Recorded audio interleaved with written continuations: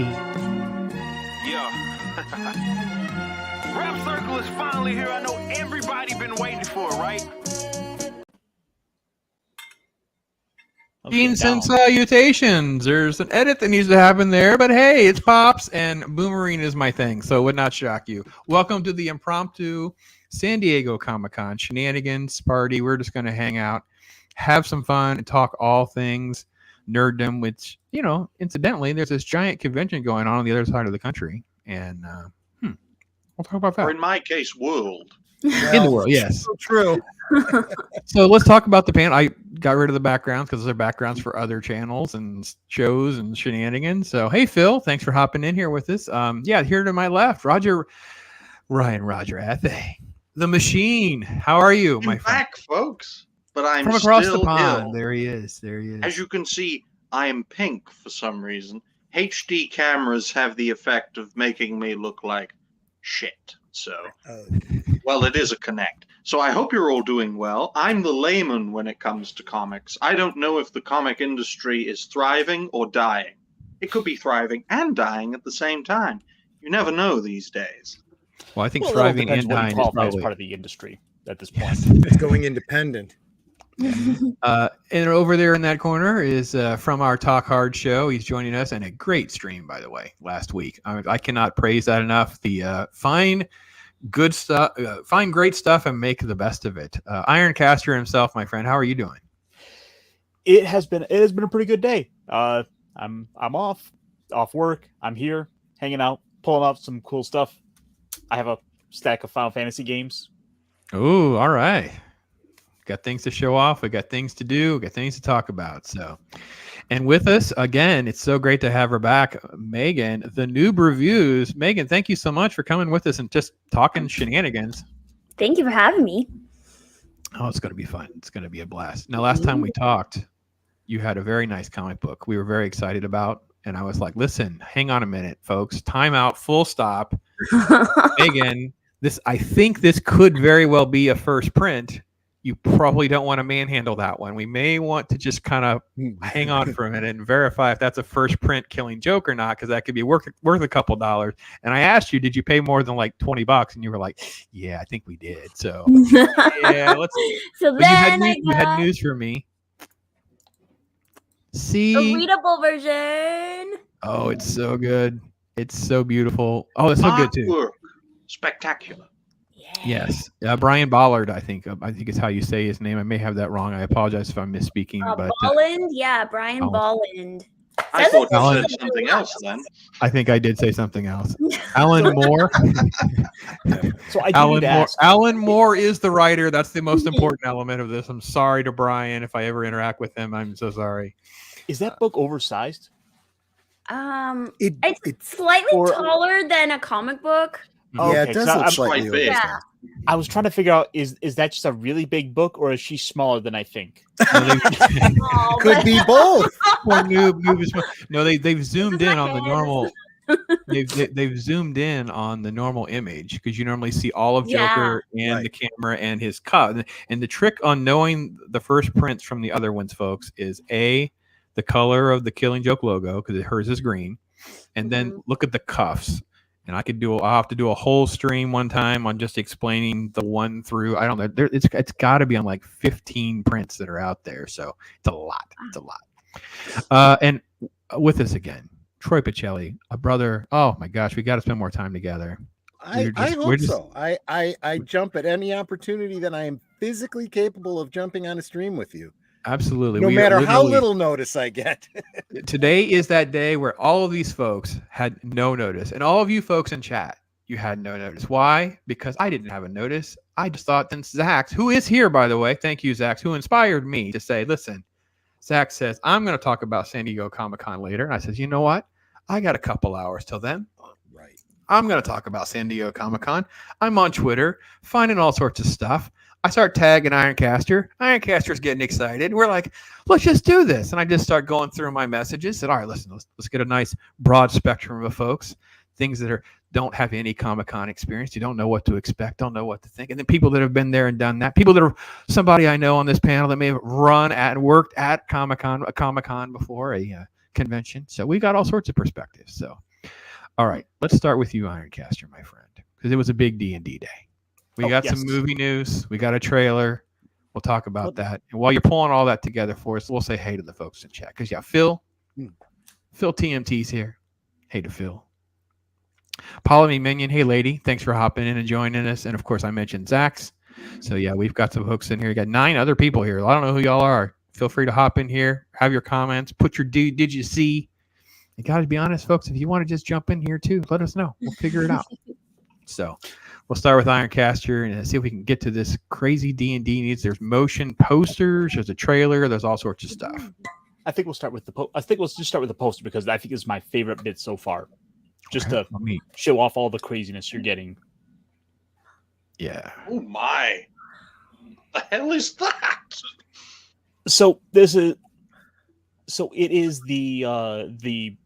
their crazy logo of the ampersand, but with all the monsters in it. Here, if I scroll down to the bottom here, you can see that this is the and logo itself. Right. Okay. All right. Okay. But if we zoom out for the sake of the poster, you can see just all the crazy stuff in here. Like we got an owl bear up top and the intellect devours, mimics, and tentacle monsters and Displacer beast. Exactly. And the main characters are the silhouetted characters there on the tip of the wing. Rightly so, because it's a role-playing game. You fill in those blanks. Yep. Gotcha. Okay. I noticed that they're all the social justice approved villains. Nothing that they could say is racially insensitive. Yeah. Right. Yeah. We don't even know anything about that skull there. We don't know if that thing has a gender. Oh yeah. Nice, folks. This is a very diverse panel. I mean, we have a woman on the show. That's diverse. Yes, we do. And not male gaze from all of you guys. Yes. So and Phil says he's your bestie noob. So I've moved up to pretty cool dude. I will take that. I have children that might disagree with you, but I will take that. Joker voice is in the house. Hey to Joker voice as well. So all right. So we get to the Comic-Con experience. Yes. Yep. This was one of the things I've been hearing out for a couple of weeks is this big like tavern experience that where the play. Let me see if I can't even click on the. You can just make it big. Yeah, that'll work. That's good enough. Yeah. Where like the whole place is made up to be really elaborate. You got this big display of like windows of like what looks like the outside with all the wilderness, how crazy it's going to be. Barrels just up top for some reason. And from what I've been seeing in some other places, here's some close-ups of the actual like the fireplace.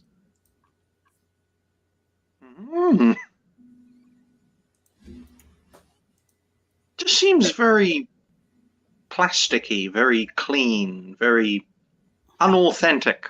Yeah, that part does. That part, Wow. right? Maybe it didn't. This is like a well. backyard haunted house. Yeah, those like This yeah, that looks really cheesy. A gelatinous cube, which for anyone who's unfamiliar with Dungeons and Dragons, it's basically deadly Jello. Deadly Jello. Yes. Oh, so a gelatinous cube. Yeah, that's exactly what it is. So it's like the blob. Gotcha. Exactly. That's what it's intended for. Oh. Where the premise is, it's like it fills the hallway and slowly moves towards you. And how are you going to fight Jello?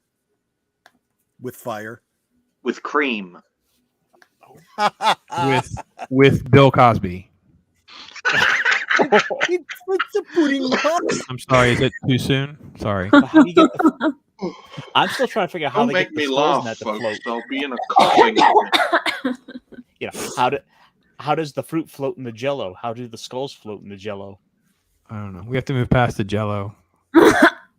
Okay, so is this like just a statue of some kind of display? I'm assuming this is an actor in a suit, like okay. Dragon person. Okay. It's just kind of like they have So it's a people costume there. display, you think? I think so. Okay, costume display. Okay. Because there are the Dragonborn people that, not to be confused with Skyrim, The helmet does look good. I mean, okay, and to be honest, folks, if you go to major conventions, you see big displays like this or events like this, they are way cooler in person than you can even capture it with photographs, unless you really have a great eye and professional equipment to get there. But yeah, I got to be honest. You know that if that's just a costume reveal, I'm good on that. That's fine. I'm okay with all that. There's great detail there. Goggles on. And especially if they can have some practical effects with something like this. It's not all CGI stuff. It can be enhanced with someone like this walking around or whatever. Like this could easily just be a secondary character. And if it is, that's a huge upgrade for me of my initial reaction to this film. So it looks like a Gorn in a suit. It's like if the 19th century Gorn joined the Federation.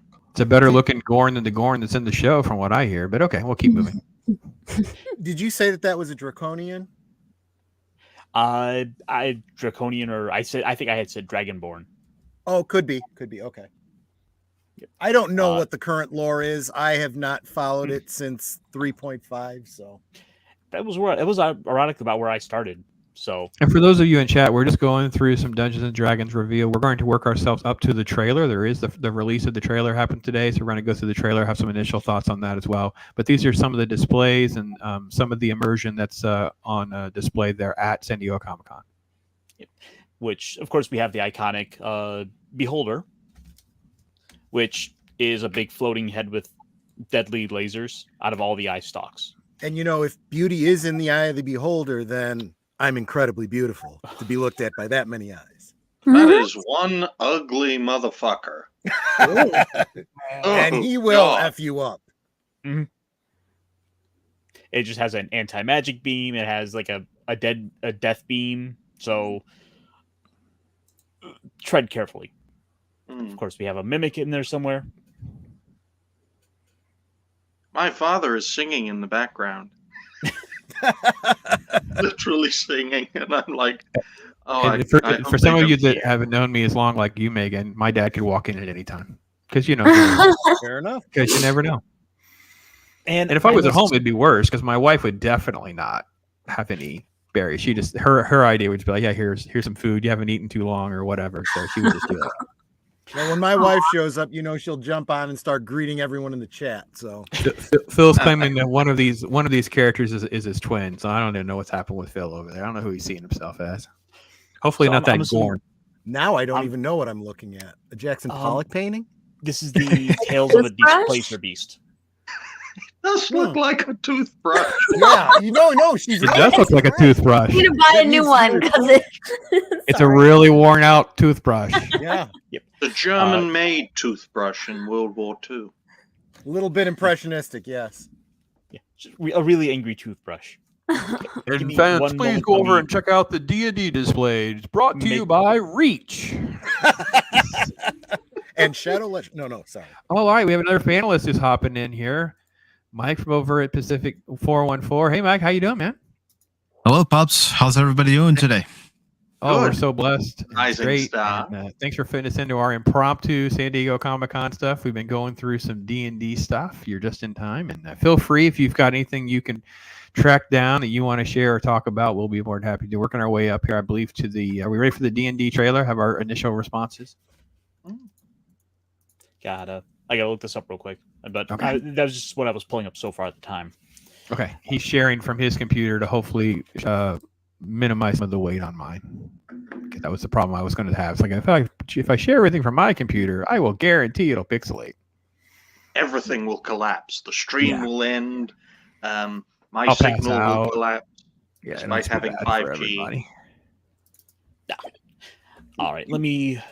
And for those of you at home, we blame StreamYard for this because we don't have these problems in the rest of our lives. We don't have these problems. We stream by ourselves, things like that. But boy, when you start doing things like something happened when StreamYard got bought where something just is working less accurately as it used to. Being spied on by communists. Oh, yeah. Every problem you can blame communists on. I'm having this weird issue where I can't share the one screen like I used to be able to. I gotta swap the screens around. All right. It's like I know my screen on. I use my screen B, and it's like I have to use screen A apparently. All right, we're gonna switch. You have two screens? We don't all have rainbow lights like you, Ryan. I have a Chromebook on top of a pizza box with a TV in front of me, underneath a suitcase full of books, on top of this new age white-looking modern table that's sideways, with an old table by there, with a fan by there that was broken for 2 weeks while it was 90 Fahrenheit in the UK. A ring light there that changes color. Let me show you while they're all preparing. Macarena,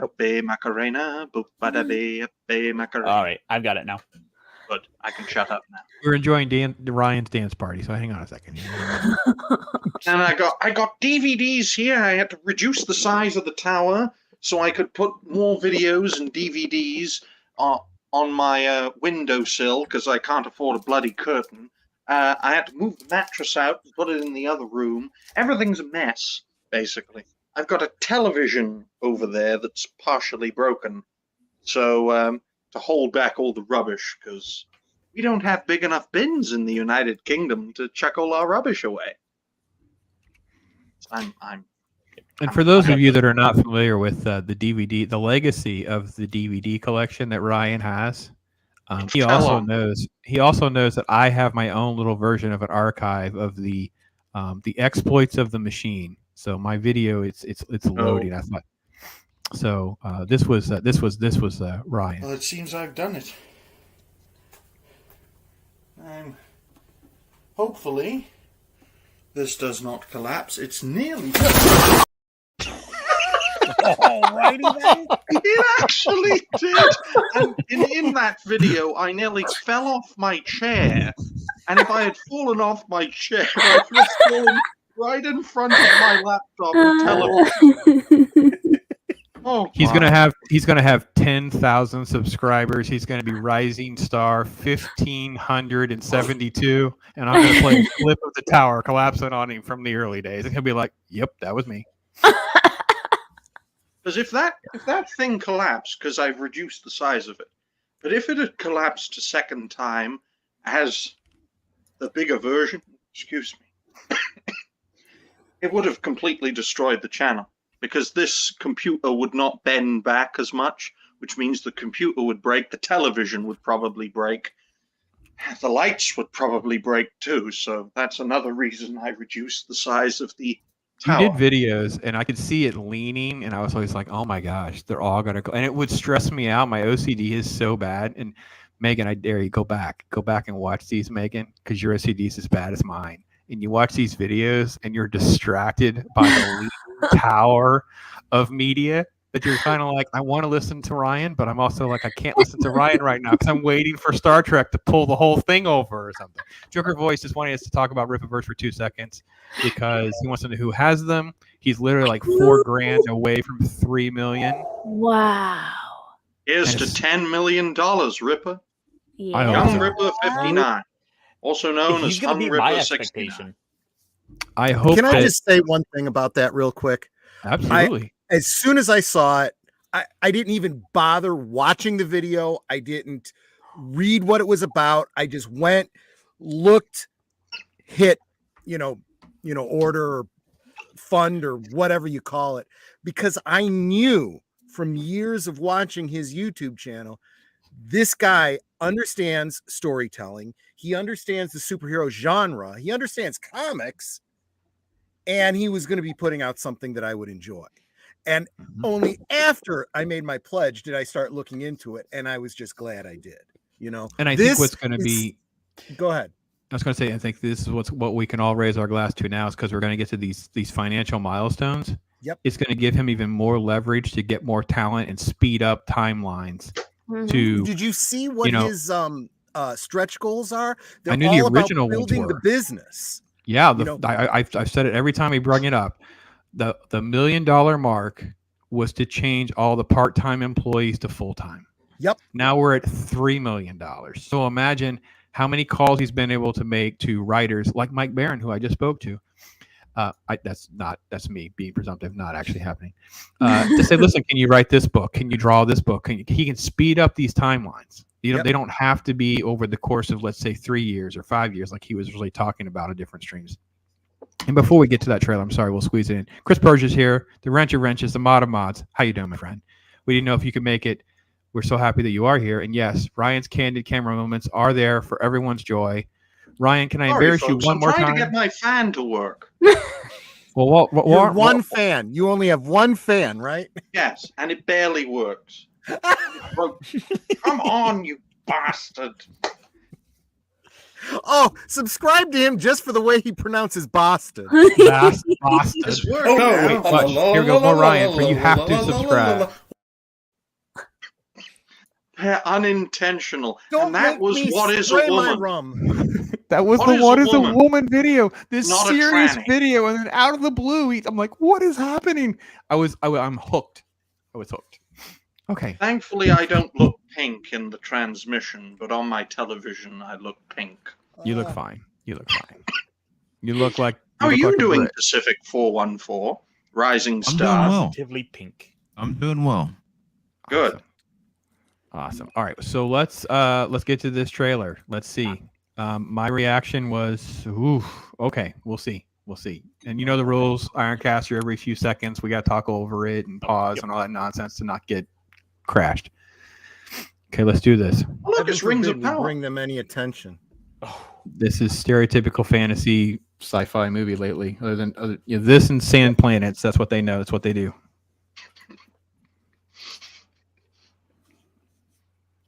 Is it playing?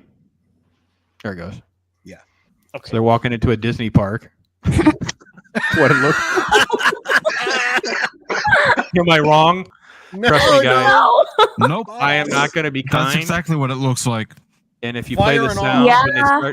when they start playing Led Zeppelin, I actually paused it and had to walk away for a minute because that's the whole Marvel thing. They've broken everyone, thinking that we need to tap into classic music and have these music. That's why I couldn't watch the Thor trailers because it was like, and then to have the Guns N' Roses nonsense thrown in my face over and over and over again in the freaking movie. I hate it so much. Freaking writers suck. Anyway, In go fairness, ahead. we do have to admit, though, that that's probably the music that a lot of gamers are playing as they're running their games. So, to be Zeppelin? fair, possibly Okay, depends fair on the group.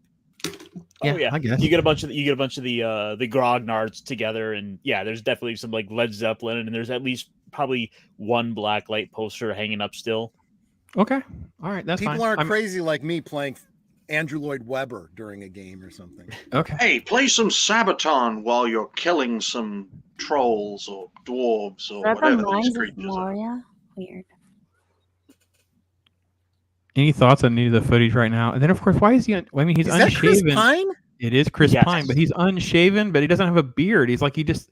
How do they have time? What do they use a knife to shave in this universe? They can just get just a little bit of the rough off. How on earth? I don't know. I mean, look how well coiffed his hair is too. That doesn't seem very D&D. There's no either. dirt on them. Ironcaster. That's was the Ironcaster's pet fantasy peeve. element, I guess. Ironcaster was really going on and on to me about how clean they all look. Go ahead. Yeah, they're too clean.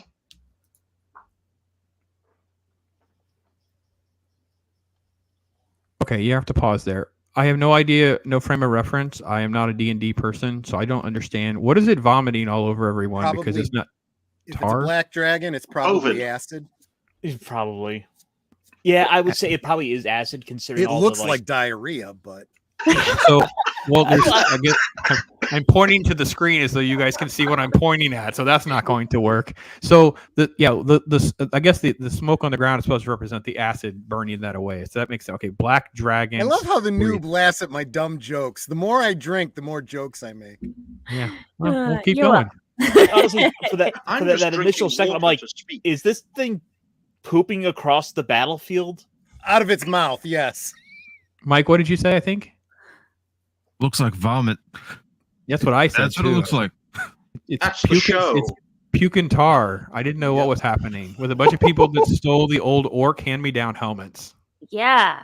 In Oh, It okay. looks like seriousness, the Mines of Moria and the previous, whatever they were.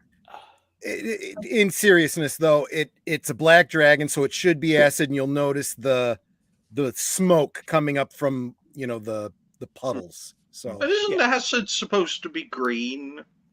So Dungeons and Dragons has like has like a dozen different dragons of different colors, and each one different color has its own different element it's associated with.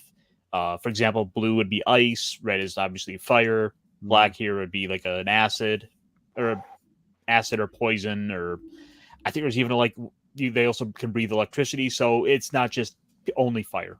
Right. Oh. All right.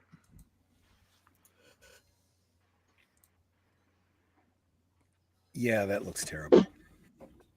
What the? As it is.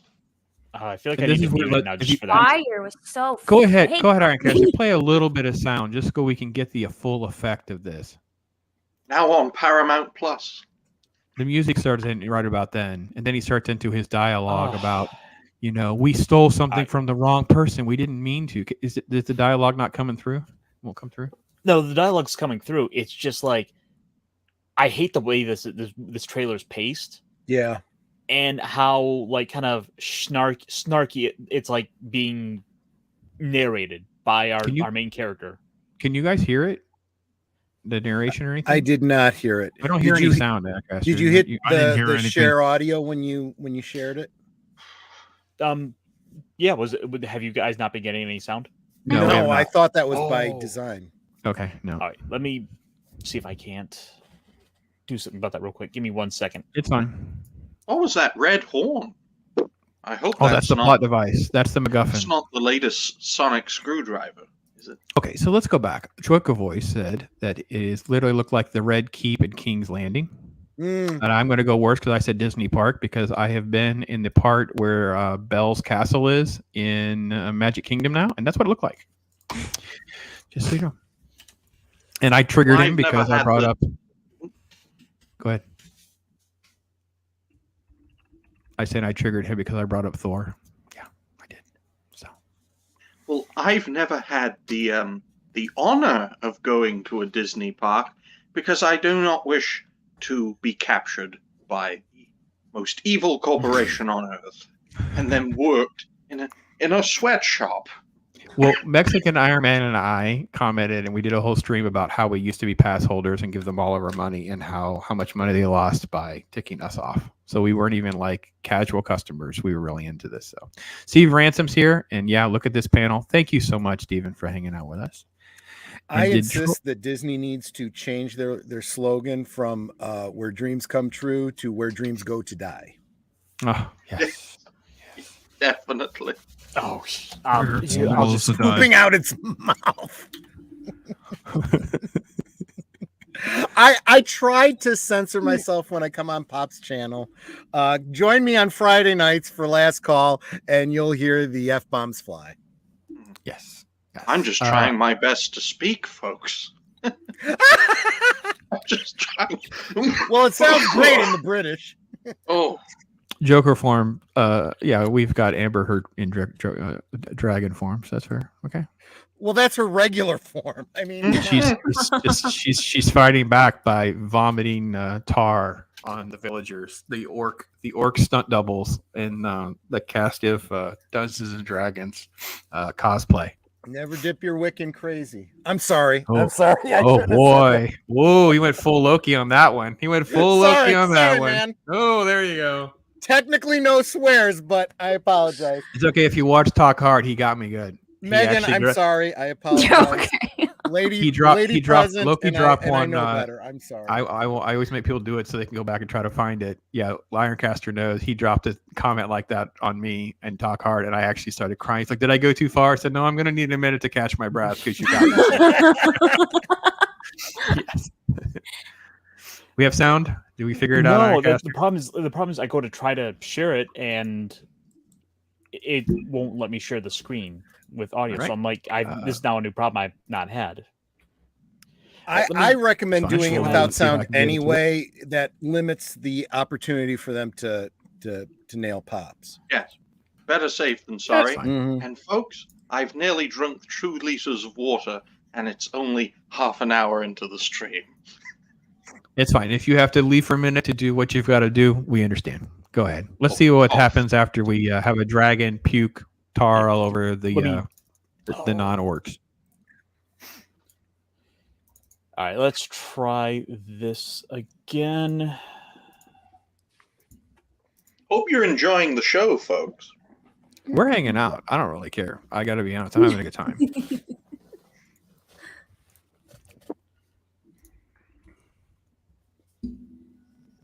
That's okay. We do not need sound. We're going to keep it moving, keep it moving. So just for those of you who haven't seen this yet, he's very snarky with his comments about, we didn't mean to steal the wrong thing from the wrong person and basically put the whole universe at risk, but we did. And it's like, okay, yeah, we're totally not the Guardians of the Galaxy. Yeah, it's very schlocky. So go ahead.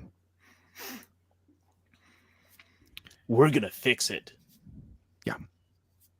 And then they start running. This is the, what are we going to do? It's like, sort this out over a drink. Yes, that sounds good. And they go on their journey, and she's super tough and super cool, super powerful. Here's POC guy because he's super cool. This one is a magic wizard. We had to bring some magic. We had to bring some stunts. Here's our shot of Magic Kingdom again. I mean, some location that they spent no money. It actually looks like the Star Wars. Yeah, I am just going frame by frame. Just whatever it's called. I have to go frame by frame just to be able to get a glimpse of any of the stuff because it goes by so fast.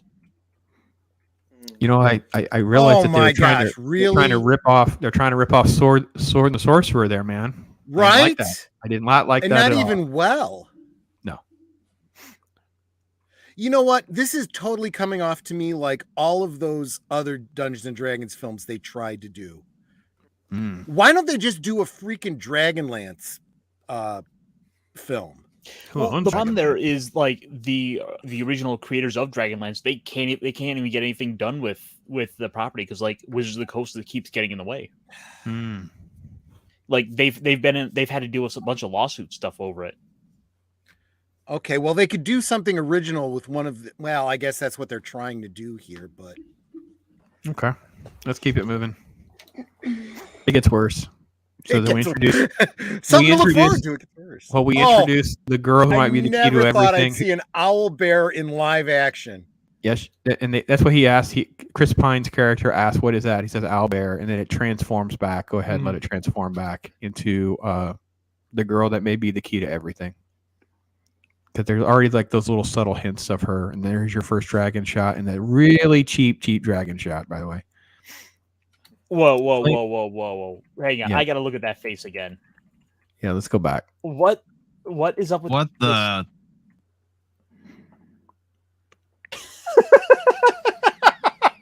What is that thing? Since we're backing up, can we back up to the dragon? Because I want you guys to look at how cheesy the dragon looked. Because I stopped at the dragon just right before this. Let me go down. Right before the Indiana Jones scene.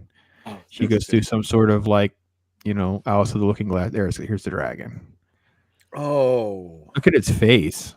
Oh god, something's wrong with that dragon. Like this. You like this dragon? Magic dragon. Yeah, like it looks like they just animated like a stone statue. Yeah, that's basically. It looks like something you'd see at a theme park. Yeah, this I have no problem with. I spent all the last couple of days on these face app, deep fake apps and whatever. I thought to myself, this is like a deep fake face app dragon tech is what this looked like to me. But okay, this is one of those videos where the corridor crew can come in and do the fixes. Maybe we all hope so. That's what I was saying. Awesome one in the chat is saying looks like stone, and that's basically what I think. I think this is like either using a magic item. They had someone had a little stone statue animal they brought to life because it's a magic item, or someone just animated a statue in town. Now, Ironcaster, do you know if these hypotheses correlate to anything that exists in the 5th edition? Because I saw that way too much with previous D&D films where they threw in a bunch of crazy made-up fantasy stuff that had nothing to do with the game, and people are going to go buy the game and go, well, I want to do that thing that I saw in the movie, and there's nothing in the rules for it. Well, I don't know anything about the actual movie here, but the thing is, I think most players, myself, and I kind of fall in the camp of people that just said, I want to just take the toolbox of stuff they put in this handbook, and I'm just going to make my own world. Yeah. So I think it's so. I mean, I see it as like, oh, I could take elements from the movie and then create my own adventure based on some ideas I pulled from that. Fair enough. All right. Well, we'll see what happens next. Oh, this is when you guys pause on the flaming sword guy. Yeah.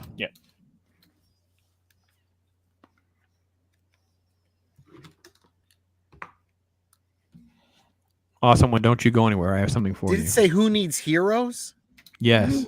Oh, This show does. Yeah, see, then they have this little tentacle that pops out of the box because it has teeth. Like it literally looks like the Harry Potter book, but with a Well, with, it's, Yeah. like a it's tentacle. supposed to be So a mimic, but that's not my interpretation of a mimic. what's it called? But yeah, A mimic. Mimic. Okay. it is, to be fair, one of the really iconic D&D enemies where you think you're gonna open up a big treasure chest and have gold inside, and then a big snarling mouth. It's a bites you. monster that eats you, yeah. Cool. All right. It's a gold digger. Ryan. Did people just jump into a gelatinous cube? Yeah, they did. Wait a minute. Wait. Yeah. Got to go back to the Yep. gelatinous cube if we can before we get to the logo, because I'm like, wait a minute. I just learned about the cube, and now people are like going to the cube on purpose. Like, I'm confused. Yep. That's that's like what they did. literally jumping into the Sarlacc. Yeah, so they jumped into the cube to escape something else. Okay, this movie, Wrong.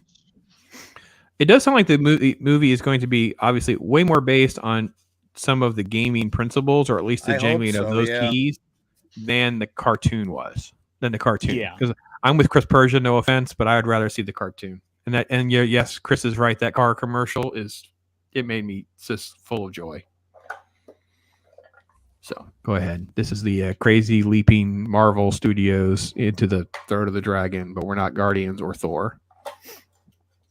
It does look like a generic Marvel superhero fantasy film. Yeah, I've got like Guardians, Thor, and Eternal. Oh my God! Did that last shot? Was he a minstrel in that last shot?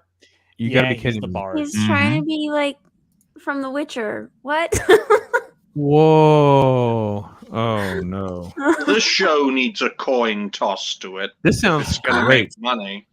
I can't wait to hate watch this with Loki. Maybe T-shirt. You Oh, I couldn't think pay me to watch this film. Oh, see, you got to monetize the hate. Maybe that's my No. job. That's my job, and I can leave the happy stuff to Noob and people like that. Mike's with me. We get a hate. We got to monetize this hate, right, bro? I was gonna say, if I'm gonna watch this, I'm gonna say a few things that people won't like. I'm going. They, all in they on might as that. well call this Guardians of the Dungeon. Guardians of the Dungeon. There's his thumbnail. I'm with you. All right, so I got something for Awesome One. This came out the other day. I'm glad he's with us. You're still there, right? I hope. Ooh. The Awesome One. I like We that. came across that card, and I started laughing. It's like the guy always pops in here. He's giving me nicknames left and right. Tonight I'm Hail Pops of the Rings. Yes, Awesome One. No, folks, I feel kind of like a bit like General Grievous trying to hold back the coughs. That's fine. Yes, Totally understand. It's not the coof, is it? No, I got tested 7 times in 2 weeks, and they were Jeez. all negative. Now, either I am very lucky, or the tests are rigged, like the election. You would Gosh, think Brian. they'd be rigged the other way, though, so they could get their stats up, you know? Yes, Stephen. I'm here for you, man. I'm here for you. Blood At Vampire. least we got a cute Dark- ginger. That's, yeah. Yes, Ginger Lives Matter. Yes, they're being destroyed by Hollywood. See, Mike know- Joker's with us. We got to monetize the hate. Joker's with us. I didn't hate it entirely. And I have to be honest. My first watch of it was not hate. I was actually just confused. Did I see this? Did I see that? And I looked at the frames, and then I watched it again. It's just like it just keeps getting worse for me. But hey, listen, we'll see how it goes. It's All just another moronic Marvel light film. The problem with a D&D film like this is unless it's a known property like Dragonlance or something like that, I'd rather spend my night playing Dungeons and Dragons than watching a film. Yeah, there are storylines you could absolutely do, or you know, there are iconic adventures, and I'd love a Ravenloft film series. See. Yeah, no, Ravenloft would be my first go-to. Just absolutely. Oh, Chris has sent the link for this the real D&D commercial. The real D&D that's out there. I think we should share that. So let me see if I can get this to work. Let me see. Let me close Windows because Lord knows that'll ruin everything. So Megan, you've been quiet. What are your thoughts? You ready to just purchase your tickets with you in the hub and have date night to go see that Guardians of the Dungeon. I'm not even sure what to call it. Crap. I wouldn't even watch if it was free because I just feel like they're just taking like everything they like from Game of Thrones and The Witcher and whatever, and just like throwing it all in there. Hey, people like this from this film. Let's put this in. That's what I saw in the I don't know. This looks like a film, folks, that I would make. Just throw this in, throw that in. Ooh, so you would have friends that would tell you no. You have friends that would tell you no, and you would trust writers like me. $1 billion. I'm going to make trust someone like. No, go on. You would not. You would have someone like Taika or me. Honestly, I'm sorry. I stepped away for a second, but you know, to what Megan said, I really do feel like this is just another example of a bunch of people making a movie about a property they don't understand. Yeah, look, we threw in a mimic. That means we understand D&D. Look, it's a thing that's in D&D. I think a lot of it stems from this idea that a lot of these for those who don't know, have, that they feel like they need to make everything into a big franchise. They need to try and, you know, get their Netflix original series. They need to get their cinematic universe just because they have something that has a massive library of potential. But if you do it right, it happens organically. Right. And this feels like they are trying to rush and try to get to like Guardians of the Galaxy. Yep. So just we'll quickly hit this Brazilian car commercial where they basically do a little quick remake of the classic 80s Dungeons and Dragons cartoon. Oh, yes, I love it. Great.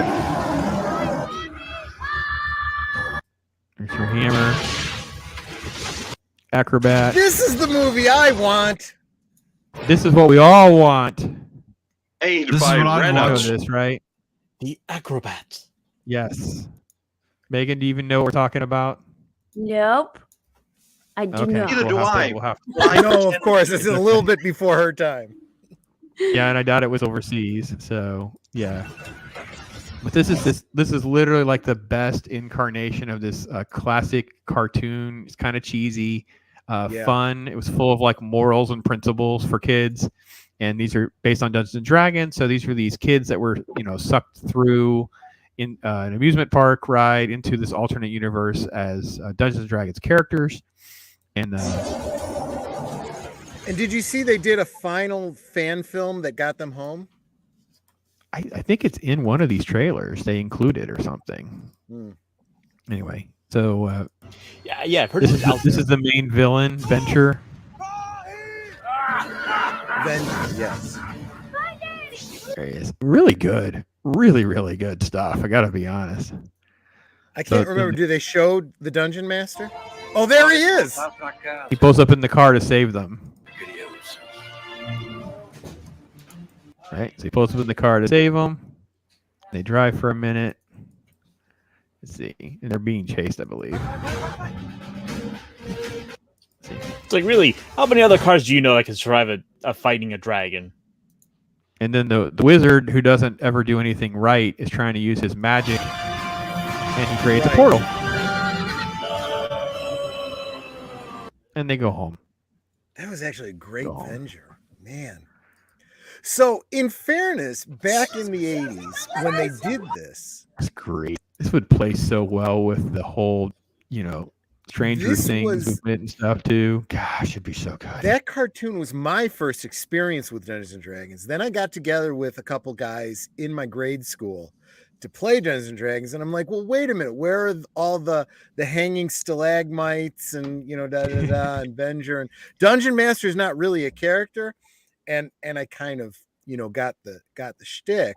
That's a great example of something that doesn't exactly look like the property they're portraying, but still works.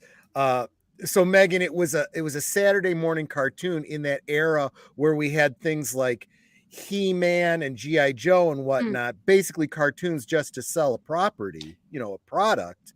Yeah. And it worked, and it's well remembered. And boy, I would encourage you, if you have access to the equivalent of a Netflix or something where you can. No, some of them are free on YouTube. Some of them are free on YouTube, especially the last. It was left on a cliffhanger. That photo or something that you can share it. Yeah. So I feel like I should also point out for the anime fans out there, it was essentially one of the earliest isekais. And can you define that for those that don't? I don't know what that means. So isekais are essentially an anime genre where you have a character transported to a different world. Okay. Oh, it makes sense that there would be a genre for that. Yeah. Yes, it becomes it started off as just like maybe the odd one-off series had this as an idea, and then it just became a genre. Like there are dozens and dozens and dozens of manga and anime and all these other things that are all doing this isekai thing. But I gotta say though, it's really sad that we're sitting here talking about the nostalgia of D&D, and we're not the trailer we just watched in any way, hyped about the trailer. And luckily we have Megan here, who's she doesn't know either. She's kind of the control group. She's the objective observer who, Ryan said he didn't know either. He's like, he doesn't have a frame I don't have a either. clue, but I know exactly what this film is designed to do. It's designed to destroy yet another franchise, to wipe out Western pop culture and replace it with woke bull. Well, to give a little pushback there, I would say Wizards of the Coast is effectively doing that already. Oh, wow. Okay. Up and down, left and right, in and out. Yeah. Well, let's they zip don't through. need the movie to do it. Let's zip through chat just a little bit to hit a few things, and then we'll see if any of you want to go over to Twitter, hit the hashtag the CDCC stuff. See if anything else is of interest to you, we should share, and we'll go through that stuff. So, folks, if you see, there's been links put in there for all the folks that are here on the panel. If you want to subscribe to their channel and support them, it's awesome. So. Yeah, I'll start dropping the links again. Let's see. Where does Megan live? She needs a sweater and a blanket. Laugh out loud. It's a brisk 112 degrees here in Vegas. Actually, watch her more recent videos. She discusses the sweater. I saved you that. Oh, I'd love to be in Canada right now if it weren't for your demon leader.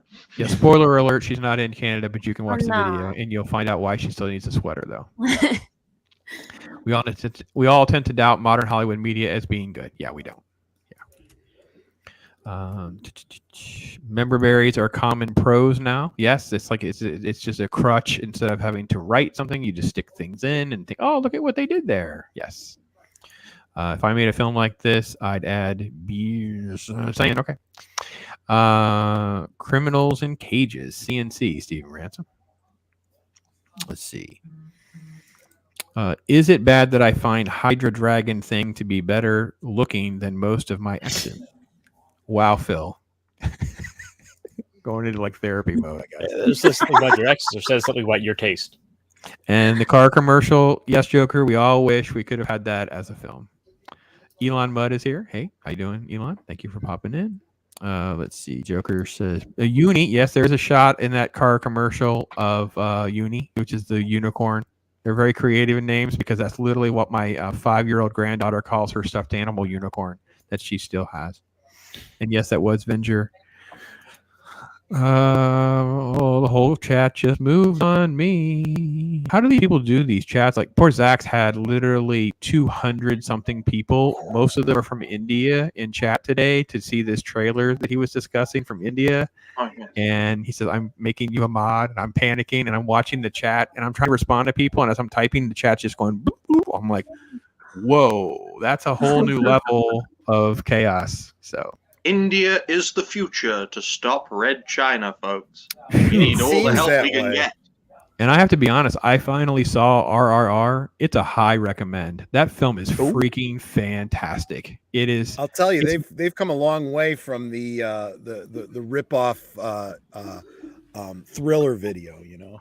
Yeah, but it's I not. like It's the Tollywood. dancing. Tollywood and Bollywood are two different things. Like, so Absolutely. Tollywood is its own thing, and they're kind of like taking some of the elements of Bollywood to keep that audience interested, but they're raising the bar with these incredible actors and special effects, and it's great. Yeah, RRR And dancing.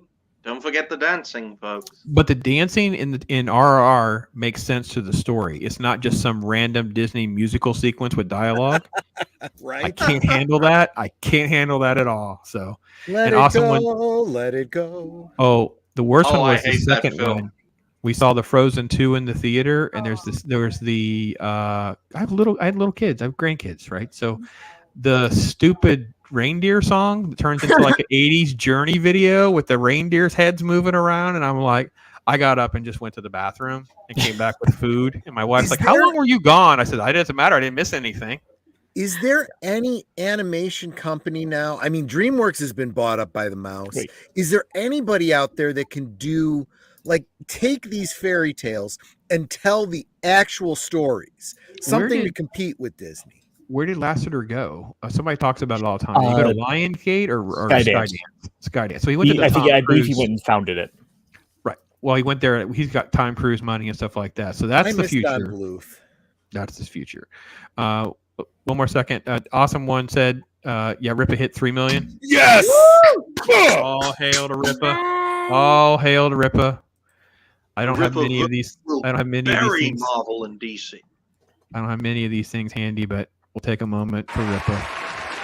All hail to Ripa.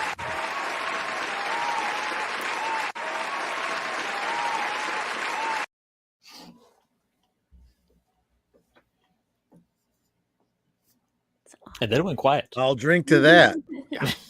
I'll buy that for $1 or $30 or whatever the tiers are. $3 million. $3 million, right? Well, I don't have a Ginger lot Ninja's of in the coin. house. Ginger Ninja from across the pond. How you doing, Ginger? Wakazashi Tea House. Oh my gosh, we got the overseas crowds really Waka's growing here. now. Awesome. Let's see. The Chris.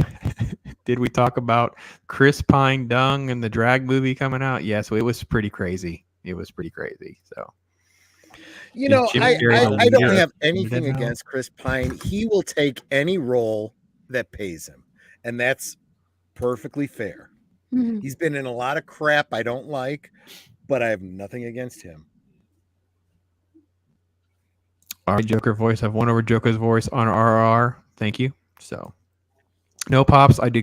No. Steven Ransom says pops. Can you imagine the modules on FMT? No. I did. At some point with FMT, all I can think of is like all you would do is like, can we just keep porn and stuff out of chat and just let it just keep going and just figure out how to pluck out the super chats that you may or may not need to cover or something like that. It's just that's insane. Tens of If thousands there's a of people. channel It's that needs like 20 mods, that's probably the one. probably more Chris than 20. Berger. Yeah. Probably have more. Yeah. All right. So I'm sorry about chat. We have to get back. Ironcaster, what do you got? This is Big more old Lego stuff Bowser. on display. Oh, that's great. Very cool. And it moves. Look at the people in the background there. Like, yeah, that's cool. Is that Like, a Lego? I was going to ask if Yes. that's a Lego. That is Lego.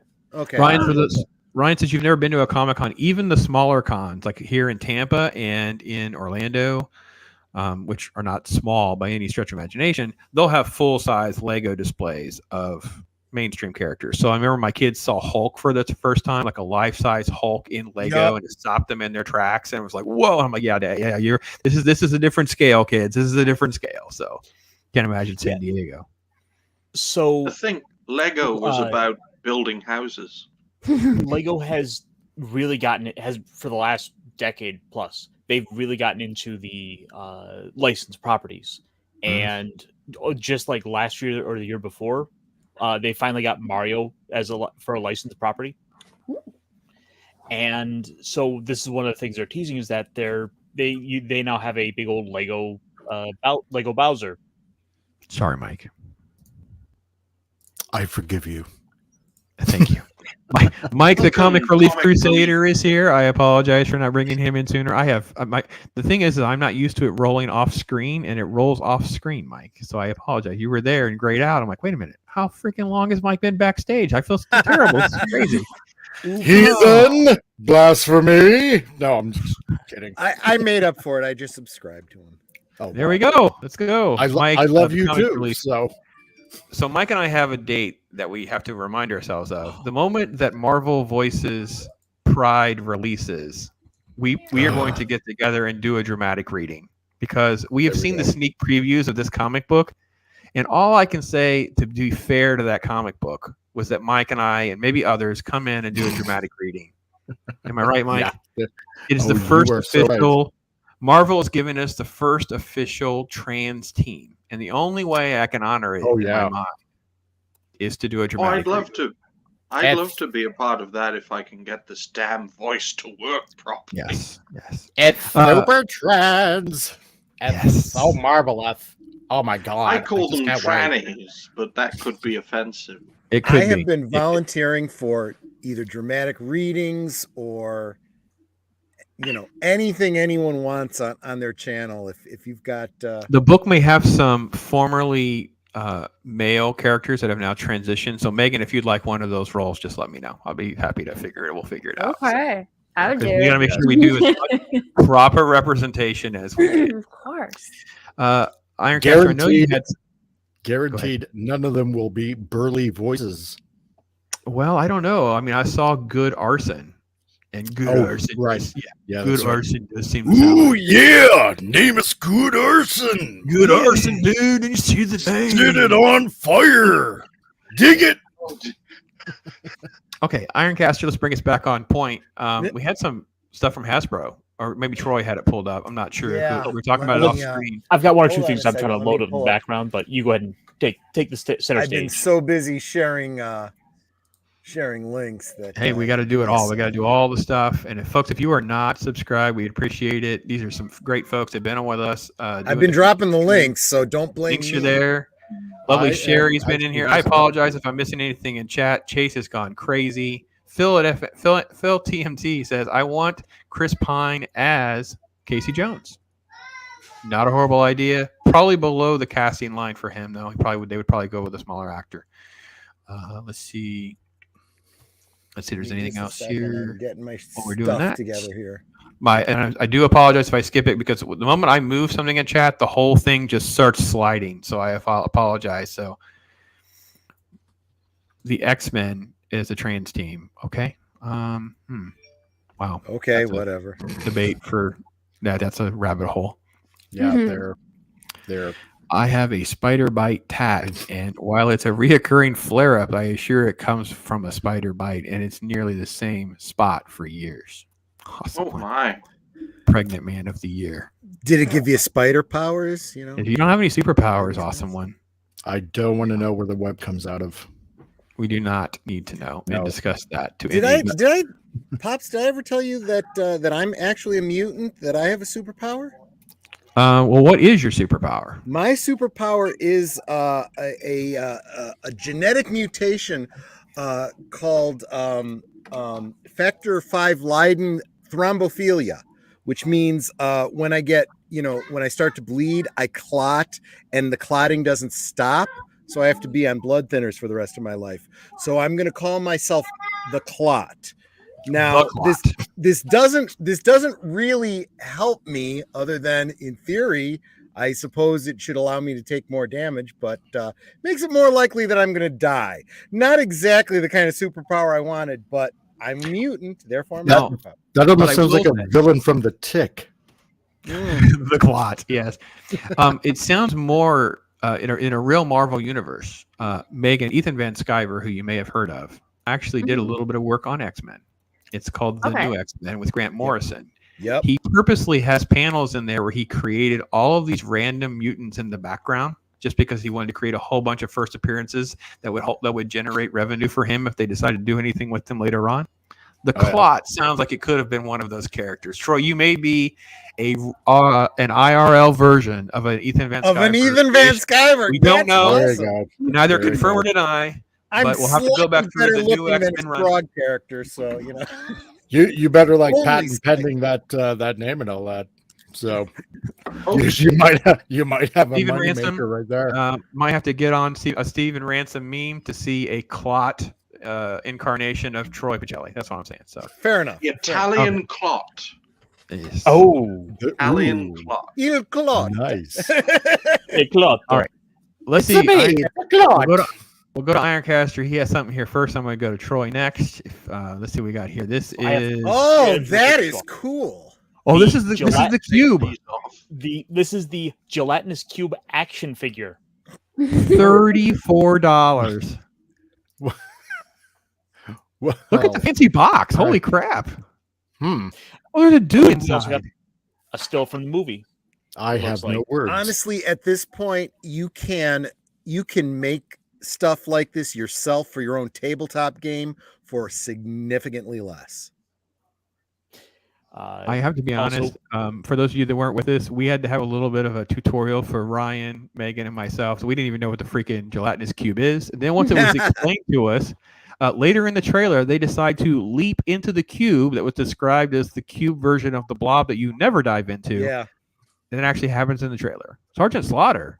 That's a hardcore Sergeant Slaughter. Look at that. Yeah. So again, That's a nice 1980 sculpt. cartoon. Love Methyl. And as I mentioned in the green room before, this is an interesting situation where Sergeant Slaughter is licensed to GI Joe as well as Valaverse, so you can also get two. Oh, that's hardcore right there. That's pretty cool. Yeah. Does it actually come GI with Joe a mini scale version of GI him? Joe, yeah. The glasses come off. Ooh, that's so cool.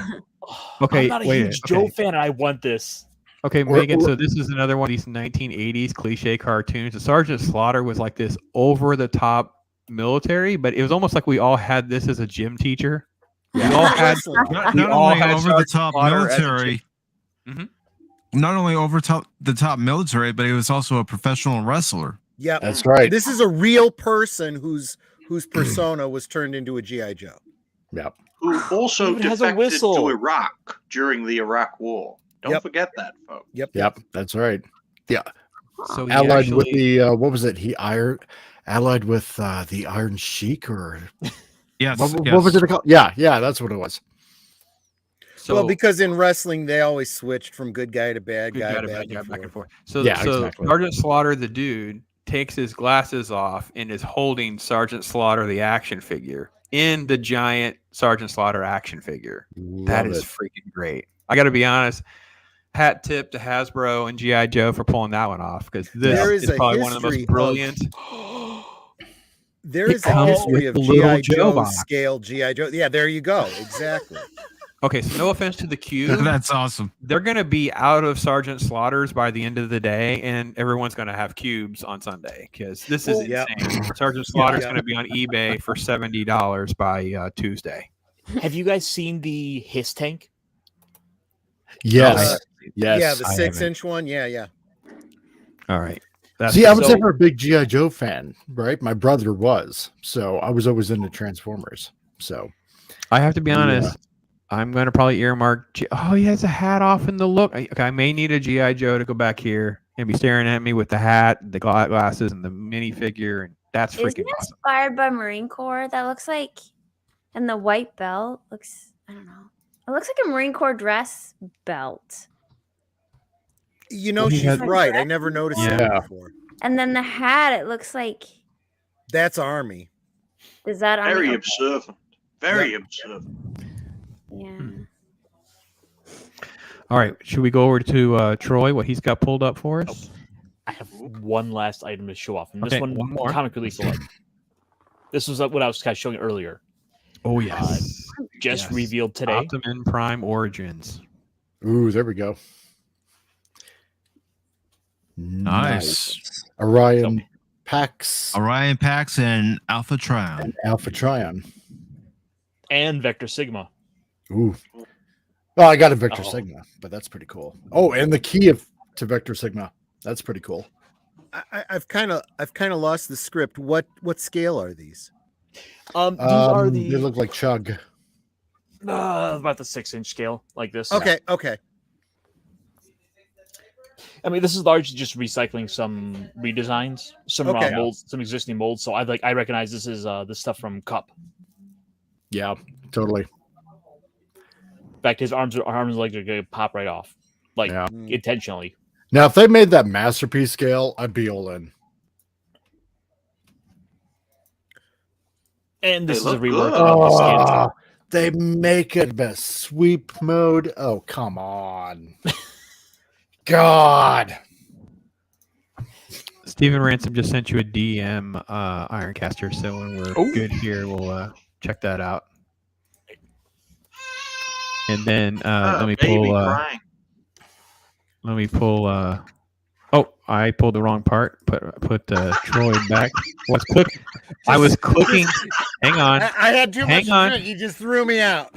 Wow. No, I was clicking where the Ironcaster window was. He took the window down, so therefore I clicked Troy. So much for the clock. The clock was removed with one mouse click. See this, guys? I'm so abused. Okay, so I'm sorry. I don't know how to zoom in using this feature, but this is the best shot that I was able to get. I am not at San Diego Comic-Con. I'm halfway across the country, and honestly, I would not be paying the price. Spoiler for any of you in chat, none of us are at San Diego Comic-Con. Yeah, exactly. Well, good point. Good point. So this was the best shot I was able to get. You can do Control and the plus button, and it should zoom in a little bit. Nope, they're not. Okay. Nah, it's not letting Nope, me. not going to less. Okay. Anyway, fair enough. These are Legends figures? No, these are vintage collection. So these are the 3 3/4 inch figures. Okay. And unfortunately, I've cut off the most important character's head. We're finally okay. So first, let me go through the ones that we already knew about. Here's the Ben Kenobi from his own show here. The Purge Trooper. We knew that was coming. I don't care about all this. I think they had previously shown the Artillery Trooper. What we had not seen was this specific Jawa Tika, and I'm sorry, I don't know the name of the droid. It's still fairly new to me. I'm still processing this information. And some characters from the Andor upcoming. So we're getting a little insight into Cassian Andor. We're getting a brand new sculpt of Cassian Andor with apparently a new outfit.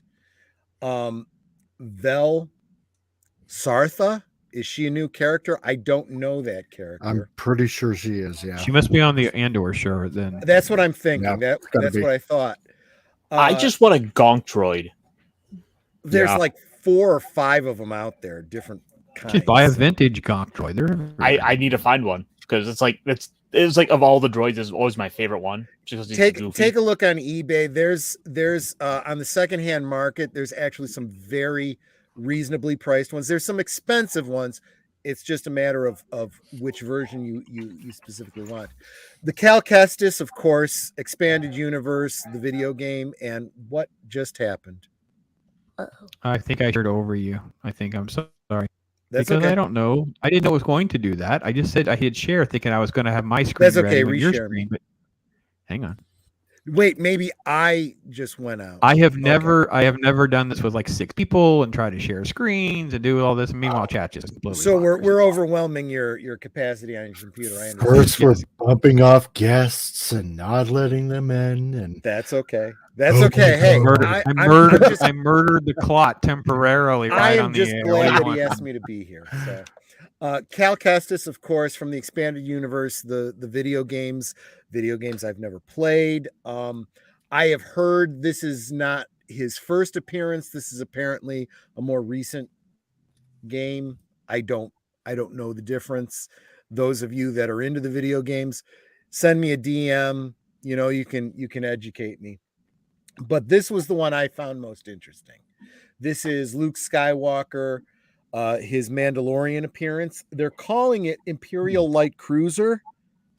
Don't know why they went with that particular nomenclature. I would have gone with the Rescue or something like that, but I'm guessing there might be some politics going on behind the scenes regarding that. So end of Mandalorian season 2. Exactly.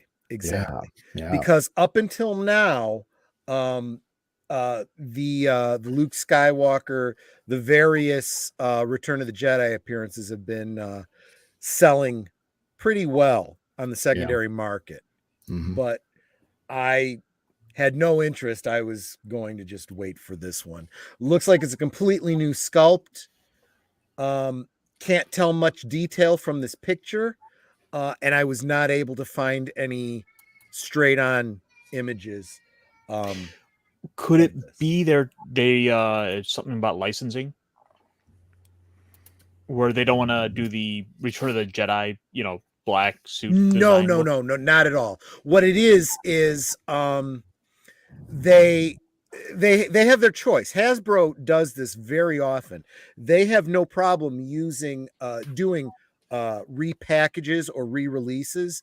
There are a number of Return of the Jedi sculpts of Luke Skywalker that they could have put out on a Mandalorian blister pack, but I think they knew that the fans wouldn't take too kindly to that. They wanted a new sculpt, maybe with I would be real surprised if this doesn't have knee and ankle articulation, but we'll see. I don't know. Interesting theory. Yeah. So, and the one other thing. Oh, there was one more guy? Okay, I'm sorry. I one thought I more was thing to being show. helpful. I couldn't find the other Luke Skywalker to elaborate on what you were trying to find, but I did find this was an exclusive that they had there was this. And I just wanted to point out, for those of you that actually still think there are Funkos that might be worth something, San Diego Comic-Con might be one, because most Funkos are not. And notice this sticker, that would be the sticker that you're looking for. This is a Luke Skywalker 266. So he's all different colored with a mustache. Did you say that's a Comic-Con exclusive? Yes. Okay. Yes. Not my shtick, but there you go. I don't know why the photo was so poor quality, for the lack of a better term. Because I don't know if it's too dark, too light, or and whatever. This is the what is this? Exclusive San Diego Comic-Con. What is this figure? This is a Black Series Boba Fett.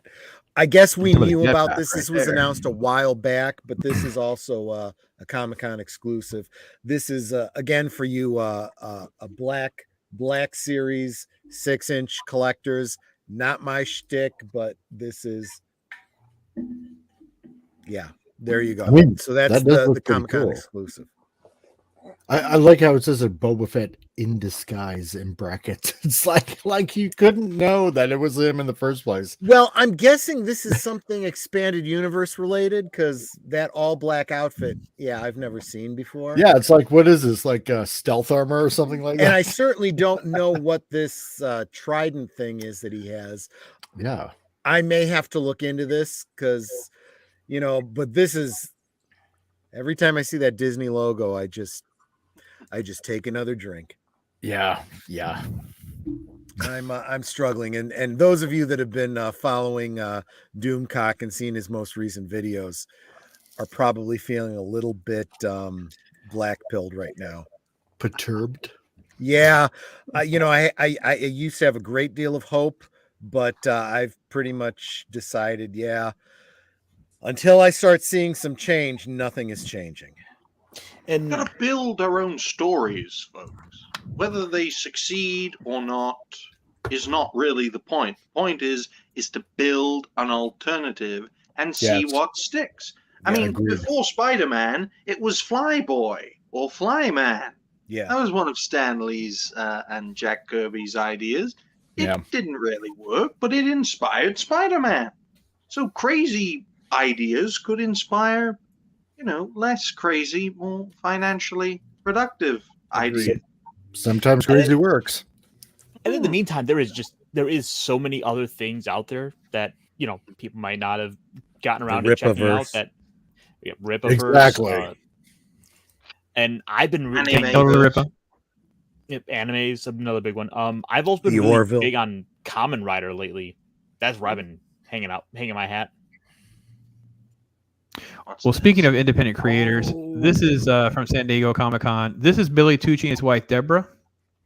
Nice. For those of you that have been on my show, I've showed off the She Omnibus a couple times. Showed off some trading cards here recently. They've got a booth. They're there showing off She and some of his latest stuff. He does have a new campaign as well, but this is their photos of She and Billy Tucci's work. Billy Tucci's done tons of stuff. There's a big standee here in the back of Wonder Woman, who looks a lot like Gal Gadot there in the background. And yes, some of you at home, yes, that is actually how you say her name. I don't care what anybody says. If that's how she says her name, that's how I'm going to say her name. So tons of different prints. On the far right, this photo, you'll see those are actually omnibus. Hardcover reprints of all of his work dating back to the very beginning. Beautiful collection, and all is available. Indiegogo. You can put Billy Tucci in the search. I'll see if I can pull that up while we move on to a different topic. You guys can vamp for me. And, in the meantime, I'm dropping the links again. Please, I would ask that everybody that is watching right now who is enjoying the panel, enjoying the program, please subscribe to all of these hardworking YouTubers. You have no idea how difficult it is. Work. Yeah. Oh God, I gotta run now. Don't want to go near work. Yeah, now you're putting expectations on me. No. Must build a coalition against the tyrant. This I agree with. And I think it's interesting. So, and I know we've talked a lot about the San Diego stuff. So let me go to Mike, for instance, because you did a massive stream yesterday. Then you went on with Baron's channel and continued the stream and that kind of thing. Talk a little bit about some of the topics that you talked about. Plug your stream a little bit and kind of, that whole thing to give you a fair chance, because we didn't really get a chance to introduce you and bring you in the way we'd want to. Then we're going to go to Mike with Comic Relief Crusader. Comic Relief Crusader. Yes, I said that right. Sorry, I didn't want to butcher something else I did wrong today. Oh, you mean Pacific Mike first? Okay. Yes. Yes. Sorry, he's in the middle. I'm going to move you to the middle next. I can figure that out. Well, yesterday on Pacific 4 and 4, I'm here. Go ahead. Can you hear me? Yeah. You're good. You're good. My bad. All right. Well, yesterday on Pacific 4 and 4 Pop Talk, we, of course, talked about Netflix losing subscribers.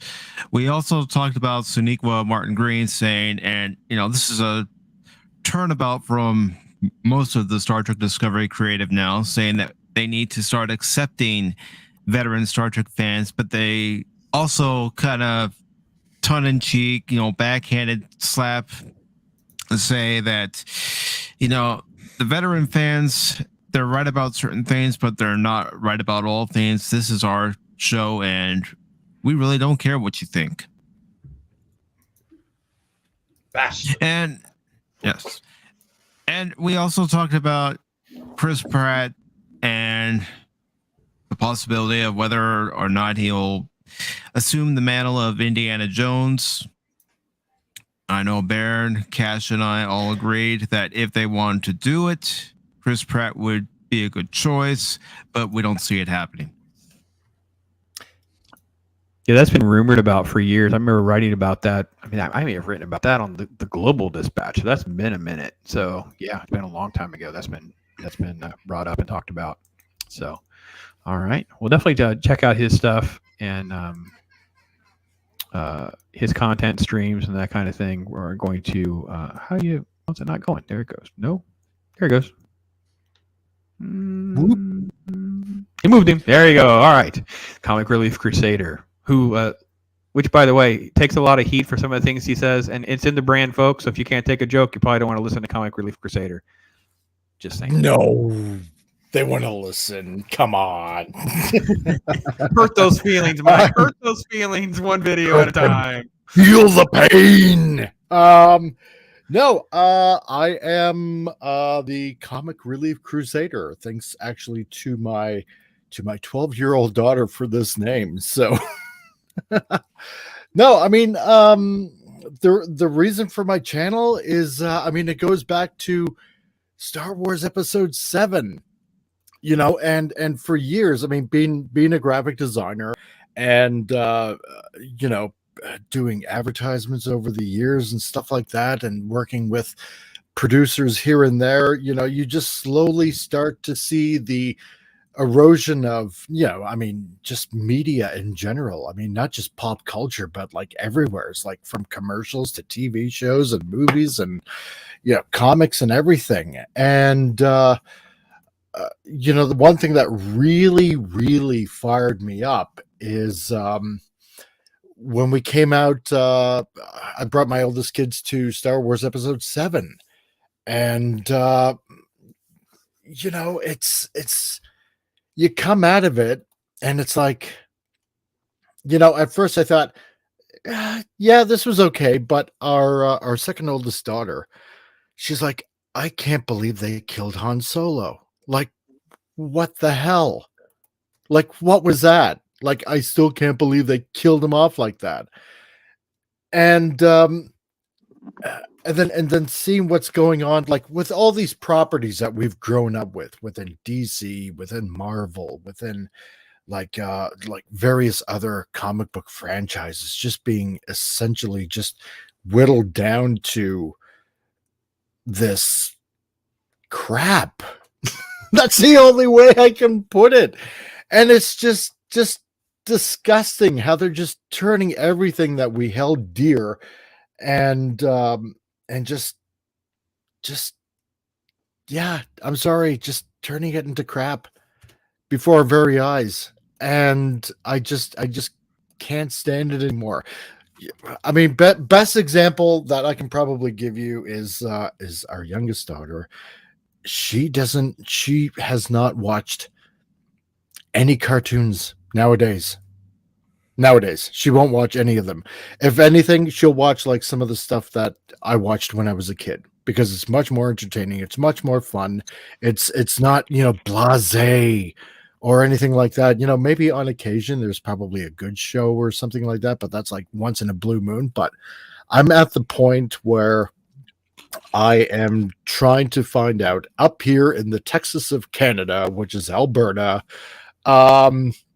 to look into some sort of grant of buying a big ass plot of land. And you know what? Maybe open up our own movie studio where we can actually tell the stories that we want to tell. That, you know, like, I mean, look at Top Gun that just came out a couple of months ago, right?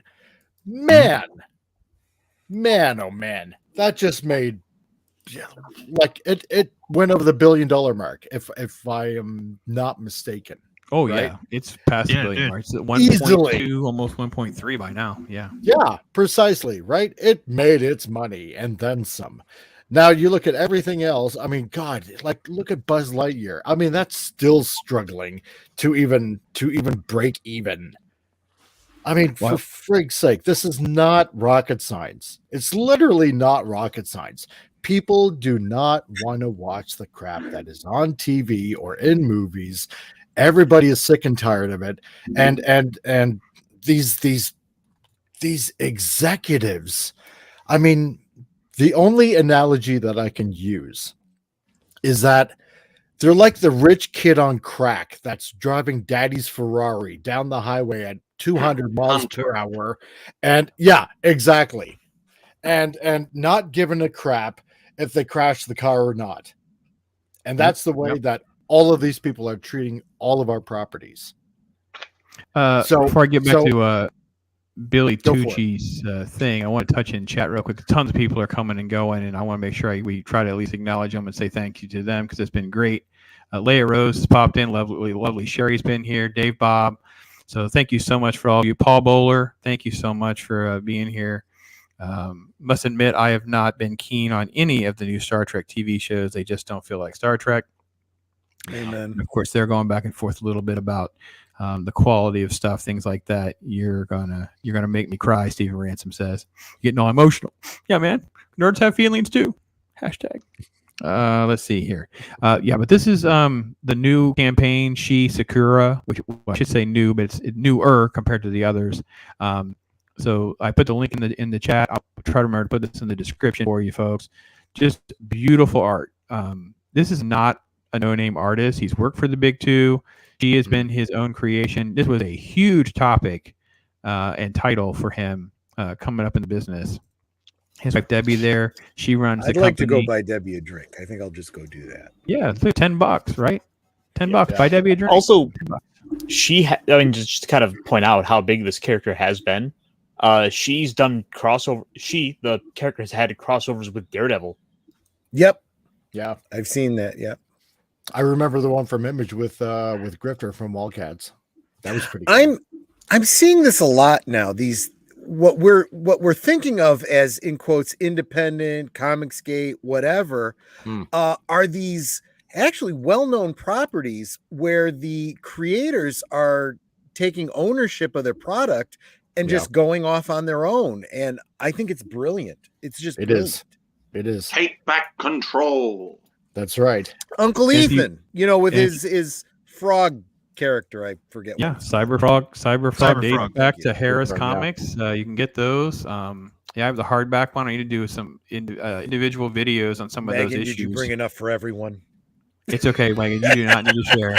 You do not need to share. You do what you got to do, girl. This was all impromptu stuff. Most of it's probably not eaten, so we're just kind of making. In fairness, look at Troy. He's carrying on over there. We made him a mod too. Who knows what's going to happen in chat tonight? Right, I might just start booting people for no reason. The towers are falling. The dancing. I got more clips.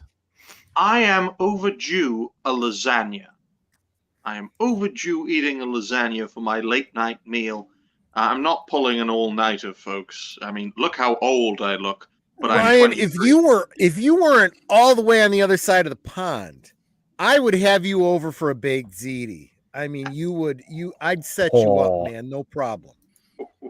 That would be lovely. Be a trooper, Ryan. We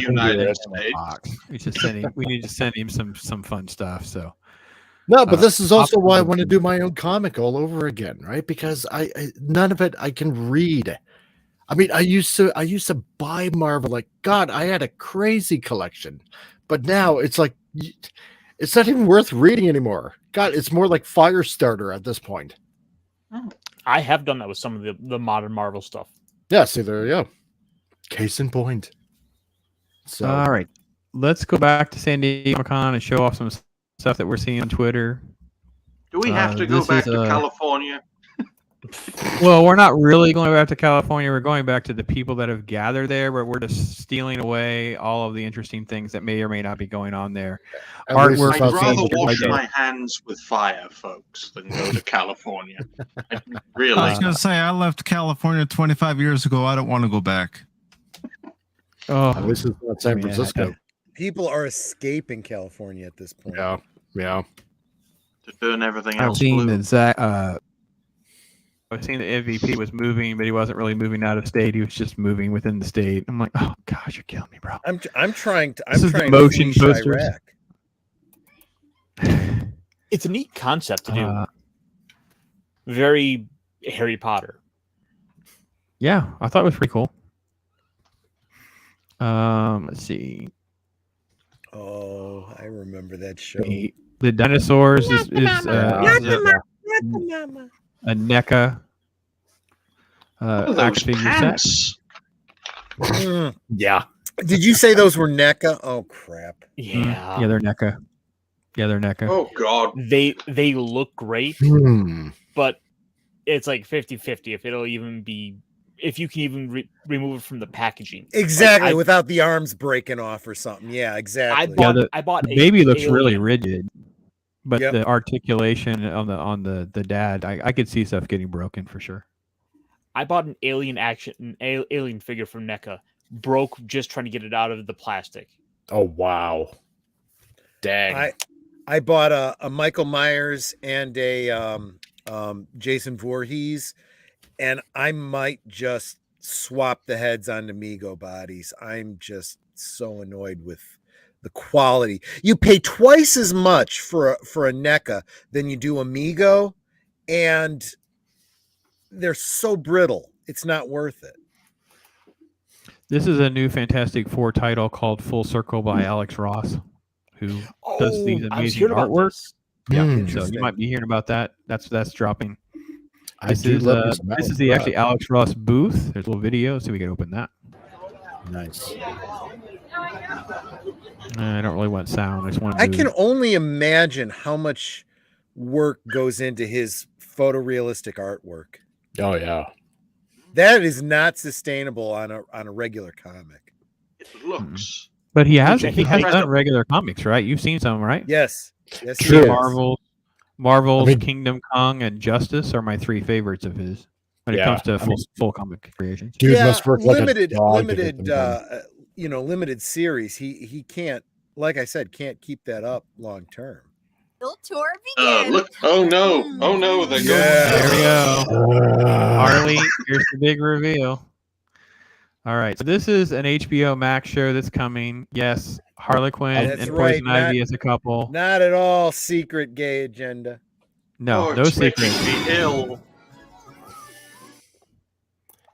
To us, together at last. Gosh, it's so over the top. But it's so important to have the on-screen representation. That's right, because if you're not, you're a bigot. Megan, you were just commenting over a Poison Ivy outfit where she looked like Peter Pan. Here, she looks like a freaking Battlestar Galactica sewer cleaner or something. What the heck is going on? Everyone looks Star Trek. She went from Peter Pan to Star Trek. Yep, she did. She's in sewage and waste management. Harley and Ivy take over the fucking world. There we go. Got an F-bomb from freaking HBO Max on my channel because they're so classy. Because that's what comic book stuff is the stuff of adult parodies. You know, this is not. What is this happening? What was that? Wow. The culture's being destroyed. Oh yeah, because everybody needs to see that on TV. Sure. Is that Oh right? my god, they're literally in bed with like Oh my god. money. Well, this is not for kids. This It is is for kids. Commissioner Gordon. Commissioner Gordon's on the toilet. What the heck is happening in their show? Oh gosh. Is this designed to make us watch? Wait a minute. So Harley is pale white like all the way down? Well, evidently in that shot she was. So. Except for the green money, and she definitely paints her some eyeshadow. That raises too many questions. It's radiation. Other parts of her, what color are they? It's actually a black eye and a swollen eye because Poison Ivy is actually, the dominant one. I want to understand get in line, Harley. What is the red, white, and blue badge that Commissioner Gordon's wearing while he's on the toilet on his janitor-looking shirt? This Trump sticker. He's a big fan of Pepsi. I was just going to say that. This is the IRS calling, sir. You have a $90,000. They're crank calling Commissioner Gordon. That's literally what the script is. Oh, for frig's sake! Don't they have better things they can be doing if they're in bed together? Is this about my ex-wife? What the freak? Like, this is what's considered comedy nowadays, unfortunately.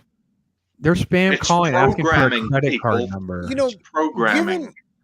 Given the nature of Poison Ivy, this raises other questions that I should not be thinking about. He's like, if the green person's with the white person. I mean, if kissing Poison Ivy is poisonous, then never mind. Well, they were kissing in the other scene. I guess she's immune to it or something. Oh, But now he's fishing out a credit card because he's so dumb. He's going for their scam, and they're putting Harley on the phone. And then so literally we've spent at least 10 seconds on the toilet gag in their promotional material. Yeah. Because everybody needs to see, Commissioner Gordon on the porcelain throne. Charge it to the room, Mrs. and Mrs. Gordon. They stole the invisible jet, and she is reading the What? New England Journal of Evil Medicine. Get it? Evil medicine. Oh, isn't that just poison? They just slay me. Every time. Oh, it's Zaslav needs to Johnson bring and that. Johnson. Kids Zaslav these needs to days. bring in that grim reach life. No. Evil medicine is basically anything holistic and not big pharma. Yeah. Yeah. Which Okay, would no. be on brand for poison ivy, right? Not approved by CDC. Got it. That's right. Yeah. I love the fact that this is so bad that she's going like this, but the plane's not actually moving. Yeah. Great. I love that we've thought all this really through with the quality. Like we can't. How can they actually find the invisible jet if they can't see it in the first place to steal it? Watch that shot again. What's your? Oh, I guess I didn't go back far enough. The jet's not actually moving. That's how little kids pretend to drive a car. Like, Yes. You give a little kid one of those steering wheels. Please and they're let doing like this, like crazy. Please let it be Harley's blood. What blood? Yeah, I'm just gonna assume this is how those two end. I was just gonna say, It's given this Oh my show, gosh, You're guys. eating. Here's the really? blood from other Come people. on. Now they're taking a cruise ship. Yes, beat that right now. Oh, there's paparazzi trying to get a picture. And tell Ben Affleck I upper decked his fancy. My gosh, this is so over the top. Is this okay? All right. I'm just. Who's this geared for? That's How what I do you want think to that's what know. I was going to ask. Lesbians. The dregs of society. Lesbians. This reminds You me know, of. I hear all this talk about Zaslav, getting things back on track. I just don't see it. Yeah. Just like I don't see Chapek doing likewise over at Disney. I see nothing improving anywhere. Well, Zaslav would with not some have of had the enough time. Zaslav with stuff this that has I've actually been been saying, done though. already. Exactly. I was to say. Some of the stuff's already in the can. They've already spent the money on it. They might as well just go ahead and get it out there, recoup whatever money they possibly might be able to. Is this considered modern feminist empowerment? Because Yes. this Apparently. actually seems like the opposite to me. Yeah. They twist and corrupt everything. It's been part of their political ideology for over 100 years. Take something that people love, twist it and corrupt it, and mock people in their face, showing them, oh, this is good, this is progressive, this is liberal. Yes, and keep pushing and pushing and pushing. It's basically 1984, right? Good is bad, war is peace, blah blah blah blah blah. So it really is the whole socialist idea, right? That we can bring about whatever we want by fiat, when the reality is that's not how the world works. You can't. Precisely. You can only hold back the water for so long with a dam. Ultimately, nature wins.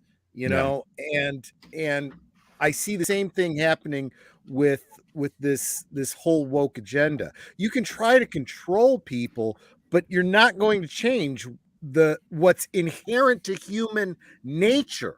yeah. You could tell us that, this whole transhumanism, transgendered, trans, everything you want, whatever you believe, that's fine. That doesn't change reality. Right.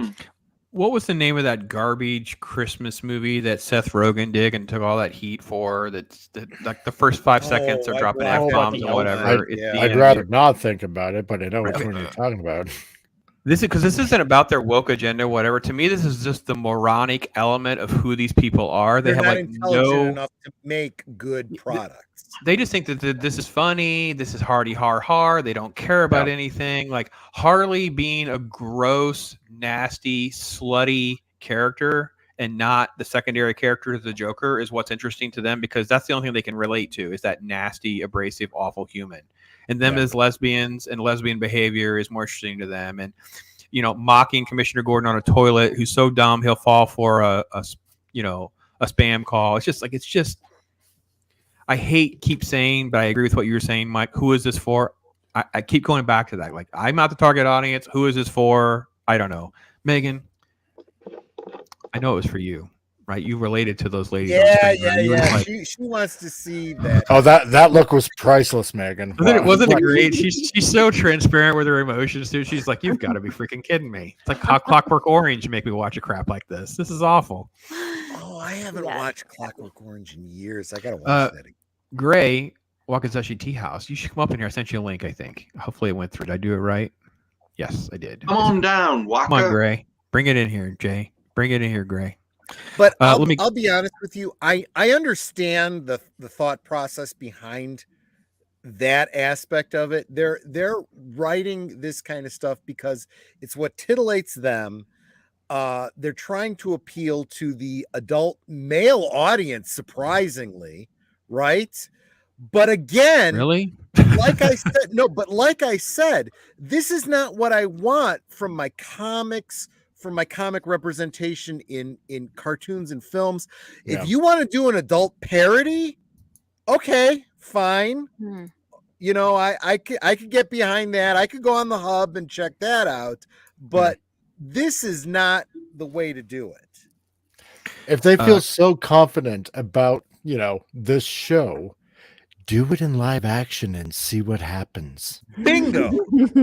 Chris says it's clearly made for kids. Clearly made for kids. Because here's the thing. This is how programming works, right? Because if it's a cartoon, it's just a cartoon, right? That's the mental processes that goes on in the head, right? And then because then some idiot parents out there, and I will say that some idiot parents out there will think, well, it's a cartoon, it's probably just okay. It must be okay, you know, for kids. Exactly. And this is how the program then it gets in the head of young influential children. Yeah. I hope to God not, obviously, but you know what's going to happen anyway. And no, then it's the whole Disney grooming process. Yeah, exactly. But I'd love to hear what Ironcaster says about this, because this concept of animation being for children is a very Western concept.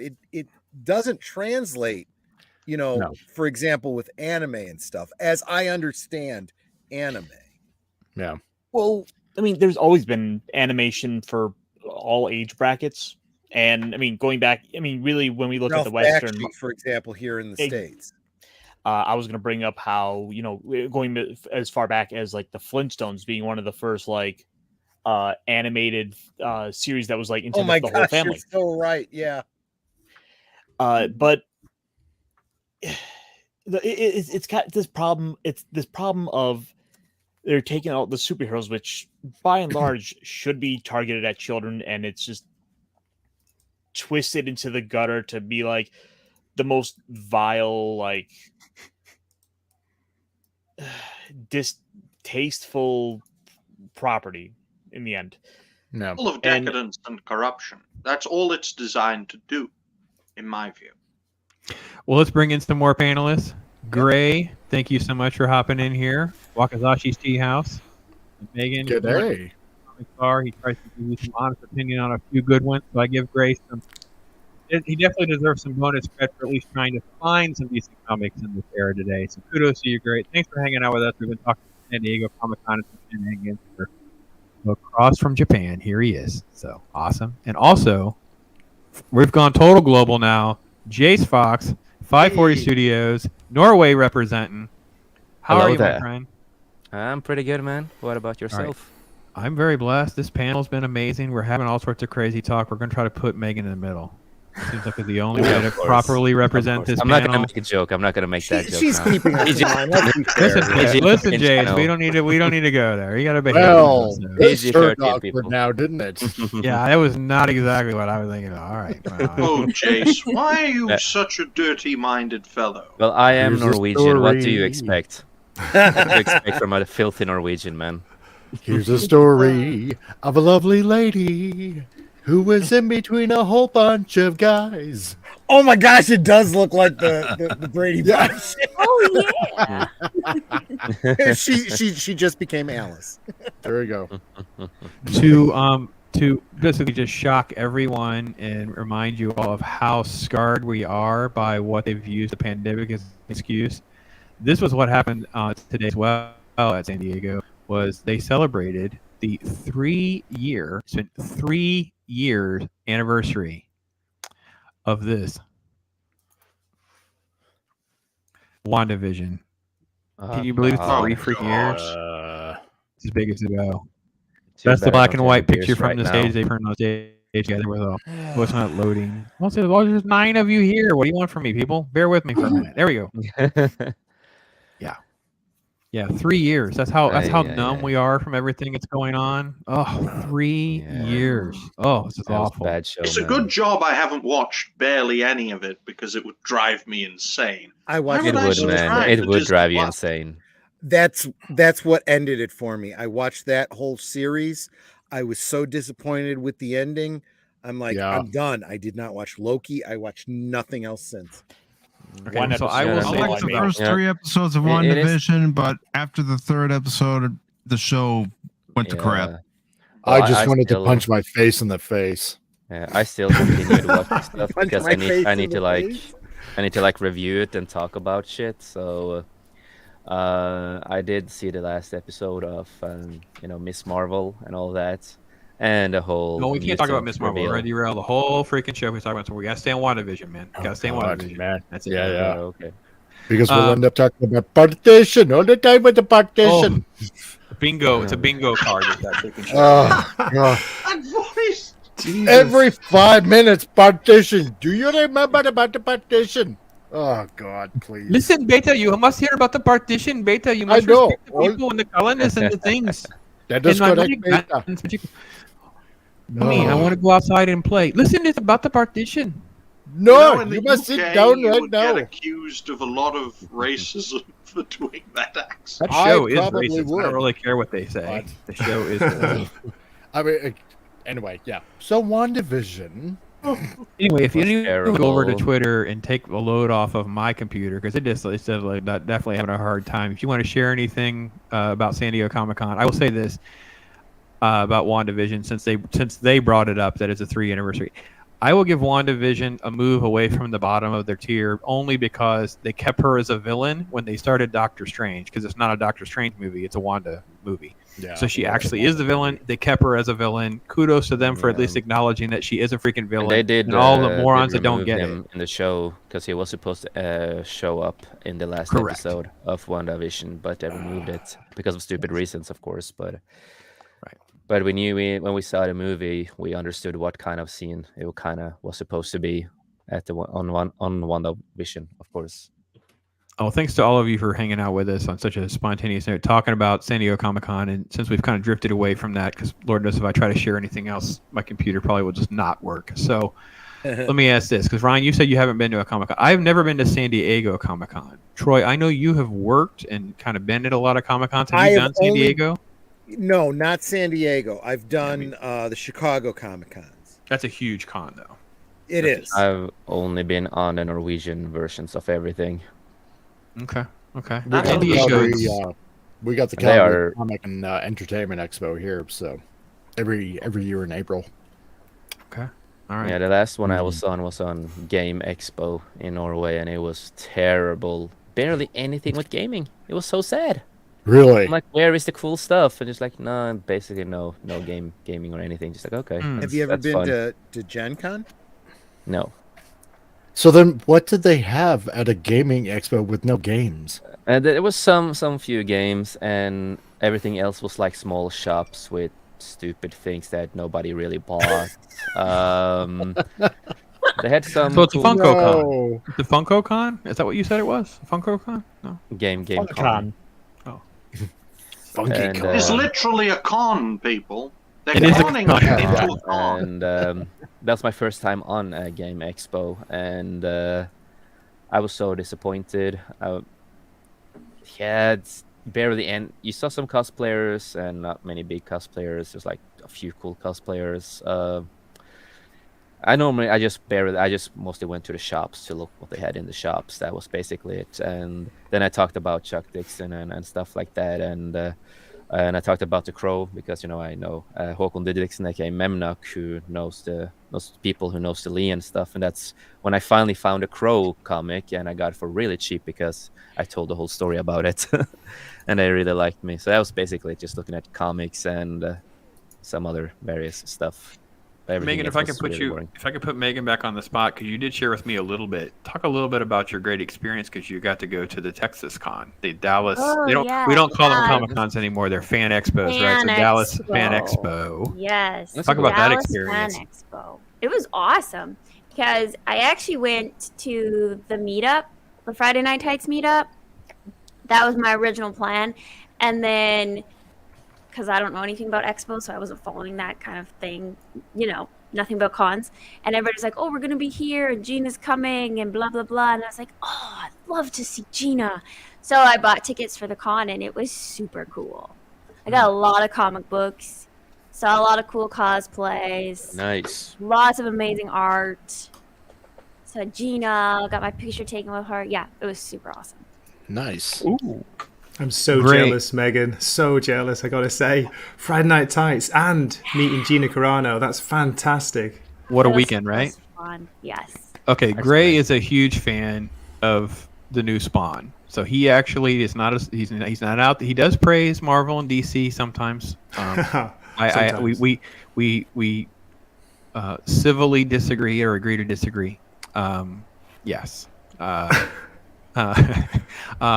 But I have to give kudos where kudos is deserved. Some of the Spawn stuff does look really, really good, and he's actually maybe almost consider buying. I think is it Spawn? Is it Gunslinger 9? Which one is the one you Scorched? No. And the latest one was Gunslinger, which is a great story, great fun, and the art, Pops. It's about the art more than the story. Just really good. Every issue has good art, and they keep the same artists, unlike Marvel and DC, who often have to get fill-in artists. You see that a lot these days, but I know it's hard to find the diamond in the rough. I was talking to Comic Relief Crusader in the chat about that, and great to meet you all, by the way. It's hard to find them, but they are out there. There are some good comics still out there. Yeah. Even Marvel and DC, but it's few and far between. It's crazy. And I will tell you at a show, just what Megan experienced, even San Diego, other shows, it's pretty easy to get to meet most comic creators of stuff that you like, signing things.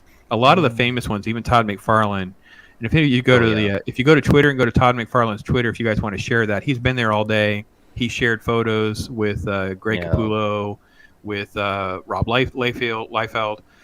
Signing at the Image. They'll rotate tables. They'll rotate around to where the Image people are. They'll rotate around to where their stuff is. They'll rotate over to Marvel for a minute.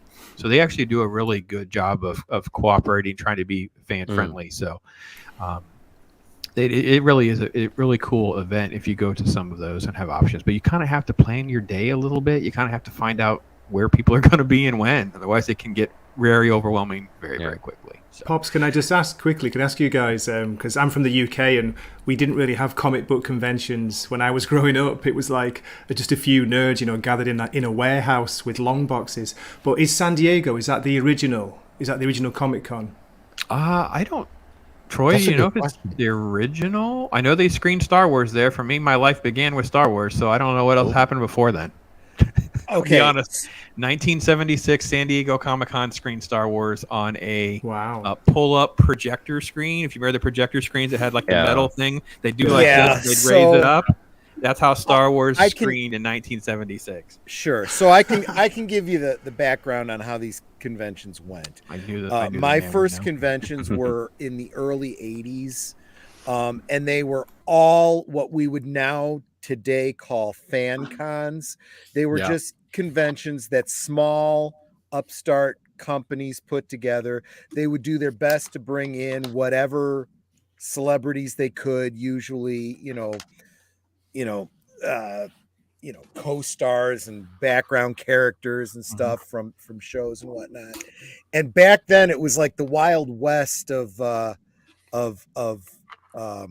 conventioning. They nowadays you get like your exclusives, and you have your companies showing up and showing their previews or whatever. Back then it was completely unlicensed, without attribution, episodes of Doctor Who and Star Trek and things like that.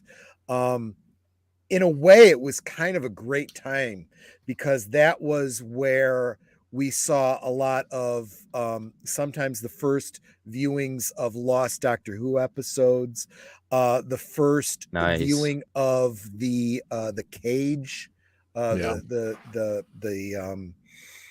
what do you call it? That first Star Trek episode had never been shown on TV. They showed it at a convention. That's just kind of how things went. And then over time, after these companies went around throwing out their cease and desist letters from, you can't show that, publicly, you can't put out these resin castings of these props and stuff like that, blah, blah, blah, blah, blah. Somebody, and I suspect it was probably Lucasfilm, started to say, there's some money to be made here. Exactly. So they started doing their own commercial conventions, and Lucasfilm actually, back in the day under George Lucas, really had the smarts to go, cease and desist only goes so far.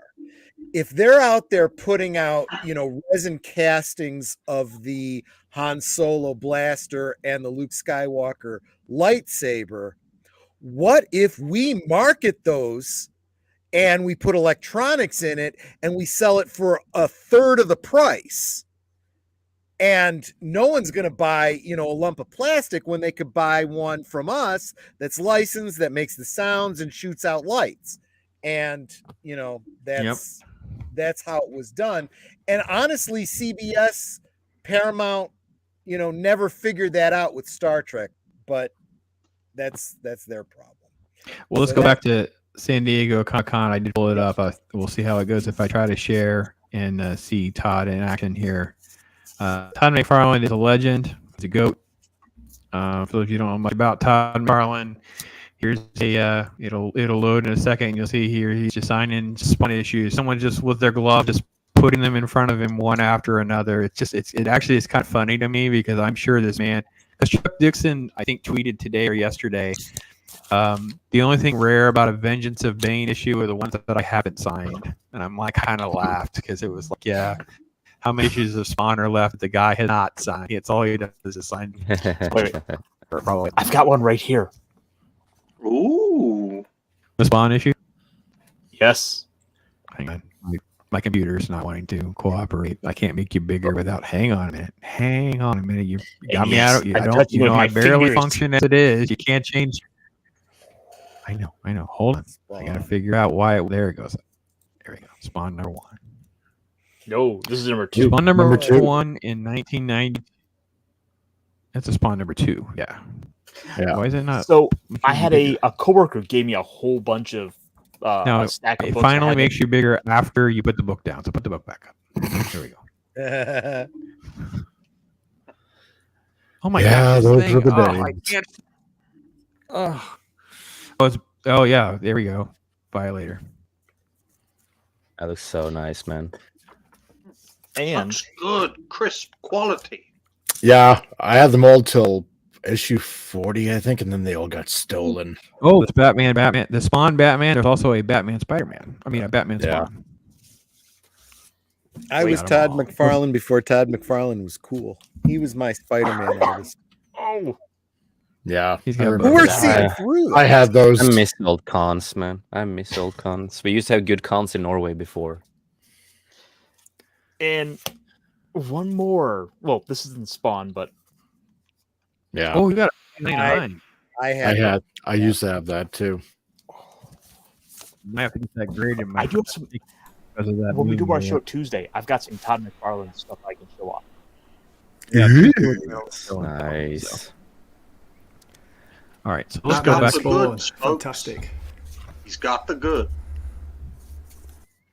Bear with me. Oh yeah. Trying to get back to McFarlane. He does show off a photo of him and Rob Liefeld.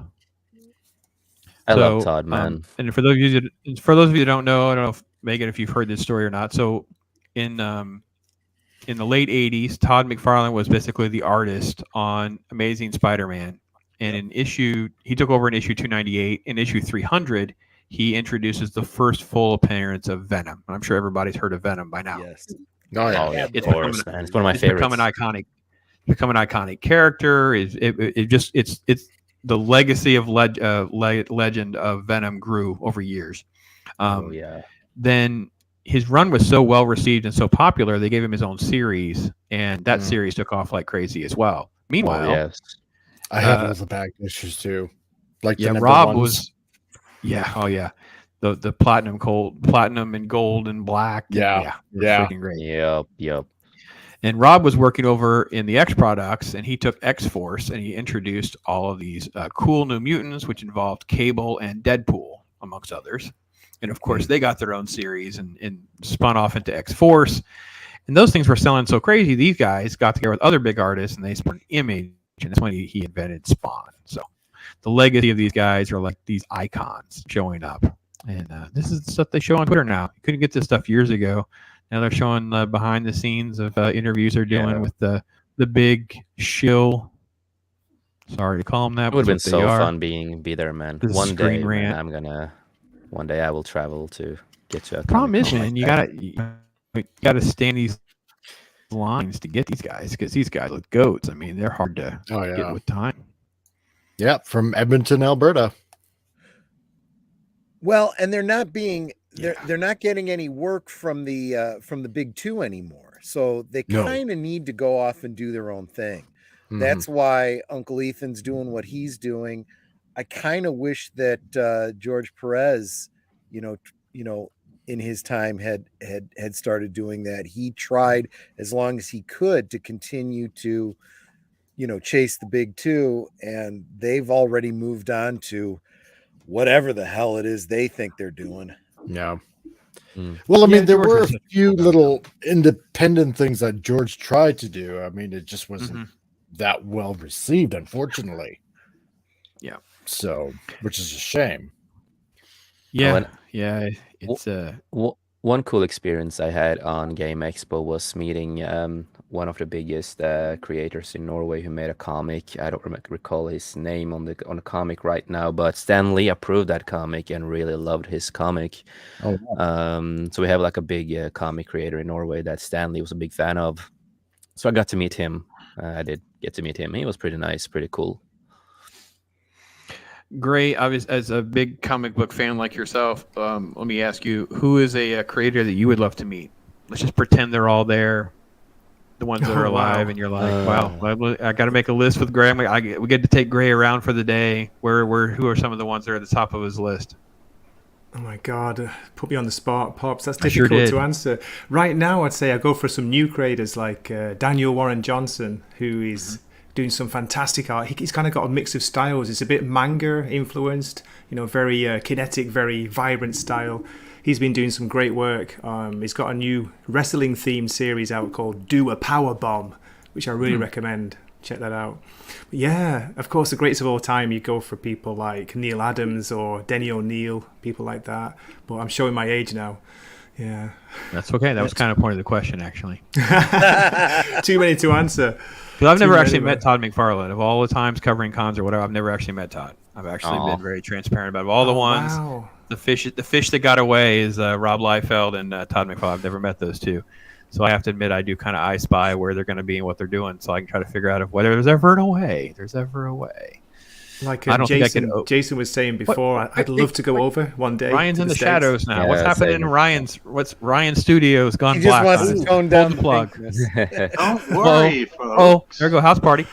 Oh my God, Ryan, you dancer! I didn't know. We showed that clip I earlier. got another stream to go to after this. So. Oh, we got to keep you awake. If you have to bail, You're a man, there's busy no guy. harm. You do what you got to do, man. You got to stay awake. So I'll be fine. It's late, isn't it, Ryan, for you right now in the UK? Yes, it's 12:35. The next stream will be at 1:30, and that'll probably last a few hours. Gorilla's a great guy. Check out Gorilla's Random Thoughts, folks. awesome. There you go. And then tomorrow I'll have a sleep, and I'll probably take a day off and have some more medicine, and hopefully be back at 100%. Hopefully. Awesome. So by Feel tomorrow, do you mean as it's already Friday, or are you talking Saturday? Friday. It's Friday. Yeah, it's Friday here too, basically, because I live in Norway. So Same So- here, so- Friday morning. So for you folks that it's already Friday, yeah, we live in the future, you know. you do check the lottery numbers in the U.S. Send them to me. And But I can We'll say all the be future has full-time not YouTubers changed. tomorrow. Let's let you know. By Monday, we'll all be full-time YouTubers if you'll just help us out. Yeah. And I guarantee we'll super Yeah. chat you. I'm just saying. If there's like one comic creator I really want to meet, is Daniel Way, because he made a lot of the, you know, the Dakin comics that I grew up with, the Son of Wolverine. That was like my favorite comics in the whole world of Marvel. So he's one of the few people I really want to meet, and you know, talk about Dakin and Dakin, how all that came together. Pacific, do you have many? We don't talk about comics too much with you, but I'm willing to let you throw in here. Are you a collector of that much? I collect some comics. I can't say I'm a comic aficionado like a lot of other people, but there are some I've collected over the years, mainly Star Trek comics, especially the ones that were done by DC and Marvel back in the 90s. And Yeah, Peter there's some great David stuff there. Oh, for yeah. DC, Yeah. That's some great stuff. Mike's very patient because he's had me on his show, and then I don't know how we ended up down the rabbit's hole. It was a couple weeks ago, I think, right, Mike? Where it's like they asked about comic books, and then next thing you know, I derailed his stream for like an hour. They're all asking questions, and I did the same thing I did to Megan. Like, oh wait, hold on, full stop. Hang on a minute. Is that in a case? Has that been bagged and boarded? Because Megan's like, I just want to enjoy this thing that I got. well, they brought up. I think they brought up like 70s Uncanny X-Men. I'm like, oh wait, whoa, those are like, those are like the gems. Those are like the special among specials. So we have to have a. I mean, if you don't want those, I'll gladly take those off your hands. Well, yeah, definitely. I've just said like even if they're ratted out, people will want them. Me like, too. they just Oh understand. God, yeah, because like last week I got Daredevil 126 Ooh, yeah, that's from 1975. Oh yeah, Oh wow! Nice. yeah. What was it? Bob Brown and Klaus Janson. Yeah, it was actually Klaus recommended Janson. by Hungry Boy. So Okay. to do a study on them. So Interesting. yeah. I did a random comic book chill stream last week, and I brought up there's a Mr. T comic book that I've shown before. Oh yeah. And in doing so, we discovered that there's a gold variant cover that was autographed by Mr. T. Nice. I was like, wow, that's pretty freaking cool. I didn't even know this comic book existed. I found one on eBay. It was only like $40. I didn't buy it. I just found one. It's not someone had one for like $40. It's probably one of those things where there's just no demand for Mr. T, and no one knows this thing exists. Like, one of those. This is the thing about the markets with this. Like, people don't understand how a lot. But what's this worth? I'm like, oh, okay. Let's discuss how things work. So, Do you remember the cartoon? and San Diego Comic-Con can change that on a dime. Like right now, because of this D&D thing. Yeah. Oh yeah. D&D comics, D&D cards, D&D gaming stuff. Normies will be interested if they're interested. Yeah, I haven't seen a trailer yet. Actually, we are gonna do it tonight. We covered God it. awful, Jace. We covered it, Jace. Yeah, it was brutal. It was brutal. Yeah, I've heard. Megan was very impressed. We had to talk her off the ledge. She was really good at it right now. I know, but I want to say like we had to kind of I bribe her haven't with seen it kindness yet. to keep her on the stream. Yeah. In Now 2017. I in want to see it. Sorry, go ahead. Yeah, no. In 2017 was the first time I ever went to a con, and it's called DesuCon. So that was really fun. It was like 3 days event, and got to meet a lot of great people, and I bought a lot of comics that day. I even helped people to buy comics because the cashier in one of the stands were so stupid and did not care about the kids, so they didn't know what to buy. and they were like, "Oh, I want some X-Men comics," and they wanted some Star Wars comics, and the cashier in the counter in the stand was just like not caring at all. And I'm so happy that I knew where things were in the stand, because I was like, looking at everything there. So I just pretended that I worked there and just told them, just pay with her, go to her and pay. So I pretended to work there, and so one of the Star Wars comics is a What If comic, and you have a what if in it, and you also had the original concept of Star Wars before it became a movie into a comic. I have the original here, but so she really wanted that. I was actually gonna buy that myself, but I was so nice and just like I gave it up to that little girl who wanted it. And one of the other girls, she was like really into X-Men, and so then I found the X-Men animated comics, from the animated show, and they also made comics out of it. And I gave that to her and said, "This is really great. I've read it." And she knew about the TV show. She really liked that, and also I was just like, "Yeah, you should buy that and then see if you like that." And they did. I feel really, really proud of what I did. See, Netter's connected to and hooked into all of you guys. So if you haven't seen good content, Netter, we're gonna have some fun, because let me tell you what, this is a great eclectic group of folks. The 30th anniversary, 30th wedding anniversary of Troy Pacelli and his lovely wife, Netta's Network, is coming up. You should check out that wonderful show. I love Ryan so much. He doesn't just subscribe, he really follows. He's actually paid attention. He puts his heart in it. He's actually paid attention to the streams that I've already scheduled for the next month or so. Yeah, to know that. It gets more and more difficult, folks, because we got more and more rising stars.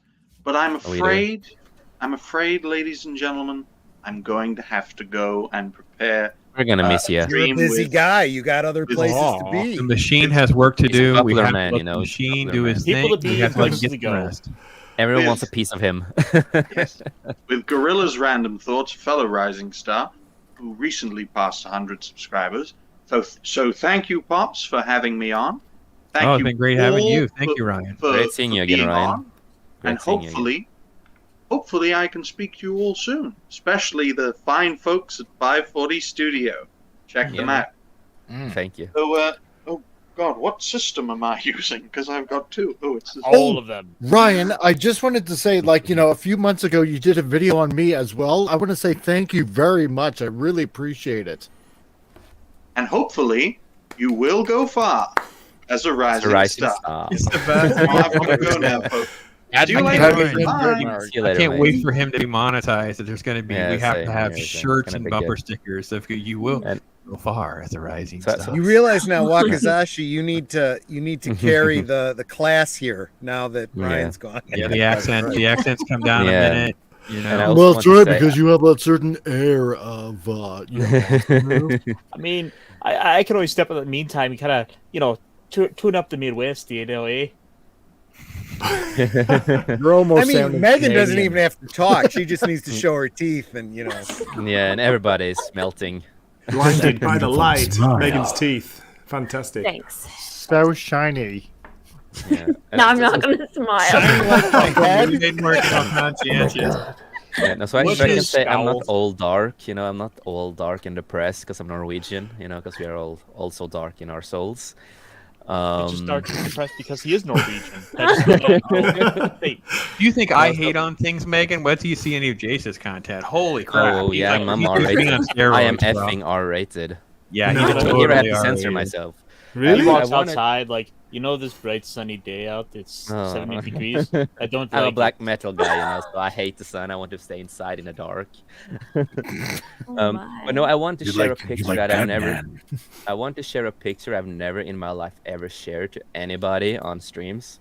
This is the first time. This is from 2017, from DesuCon, when I actually looked real depressed because we were going to take a picture with the people I was with. There's photo evidence of his existence. Is what he's sharing. It's like a Sasquatch photo. Because they forced me to wear a wig. They forced me to wear a wig for the picture because I didn't have any hair at that time because I was bald at that time. And I just looked so depressed on that picture. I'm going to share the photo, and then I'm going to say something. Everyone is like, like that, and then you have me just looking down. I'm just like, That looks like a fun group of people. They were fun. They were fun. I dated one of them. She was the one who got me the stupid Kylo Ren T-shirt, so that's why I did wear it.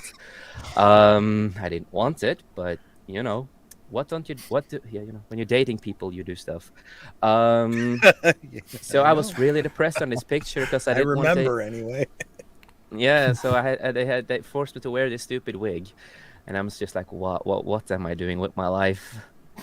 Why am I here? Somehow new. Please shoot me. Say that every day. What's that? You just gotta sing The Last Jedi. Yeah, what's the T-shirt, Jason?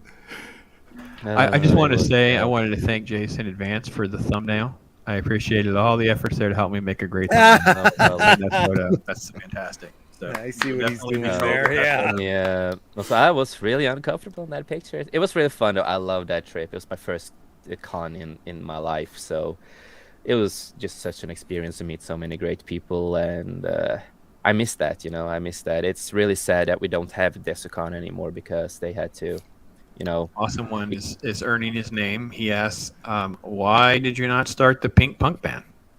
The Norwegian pink punk band, the PPB. Yeah. Well, I have had a punk band, and metal bands, but yeah, unfortunately, Desicon got cancelled because of various reasons, and I'm gonna tell you one of the reasons. People there started, when the whole it was like the whole ISIS thing that happened, right? Oh yeah. Yeah. So some of the cosplayers went in full costume and yelling, Allahu Akbar on the con, and started pretending to be the terrorists there, and that's one of the reason it got cancelled after that. So they had like one con after, so it was like police came, and it was so much drama with that, and I'm just like, no, God damn. And the worst part is that I knew one of the people under the suits. I've been hanging with them, and when I found out, I'm just like, oh, you stupid man. Morons. You destroyed. Let's go back on point to San Diego Comic-Con for a minute. Let me ask a question, because there is like strong rumors now that Henry Cavill is making an appearance, and they're going to make an announcement of having Superman back in their universe. Yeah, I heard so. Oh God, if that happens, is anyone not excited? Because everyone should be excited, right? I almost swear. I'm sorry. I'm effing excited because I want him back as Superman. He's my one of my favorite Supermans ever. I am neutrally optimistic. So I heard a rumor today that they might be making an announcement about the Snyderverse being restored or something this weekend, but that's, I think, a lot of optimism and copium from the Snyder Bros. Really Like, look, don't get me wrong. It was an okay movie in that. It just, Superman needs to be bright, and Zack Snyder is not the right person to do Superman. Well, what are you talking about, man? That movie's effing underrated. I love that movie, man. I actually have to come down the side of. I was just gonna say I come down the side of IRONCASTER too. I really am not a big fan of Zack Snyder's work. No, I understand people's view on that. I do. But I thought it was okay. I can say from my perspective is that I was never a Superman fan in my life. I was never a Superman fan. I never got into Superman because I thought it was boring when I was younger. And The Man of Steel was the first movie that I really, really loved. And it's like more of my tone. It's more of my tone. What happened? What are we pointing at, Gray? Oh, sorry, Troy. Troy's making me laugh. Sorry. Wakizashi and I have been flirting back and forth. Flirting in the chat. There's like all sorts of shenanigans going on back and forth over here. Nudge. But I can agree. I would love to see Henry Cavill a little bit, for a lighter movie and a little bit more like that. I would love to see how it would turn out if they did Jason, Henry Cavill was awesome in Man of Steel. I might not be the biggest fan of the actual movie as a whole, but I thought he was so good in it. Just say that. Yeah. Well, I don't think most of the Snyderverse, as far as like the main core characters, even Affleck, I think all of that is fine. So, I want to go to Megan. Did you get a chance to read The Killing Joke?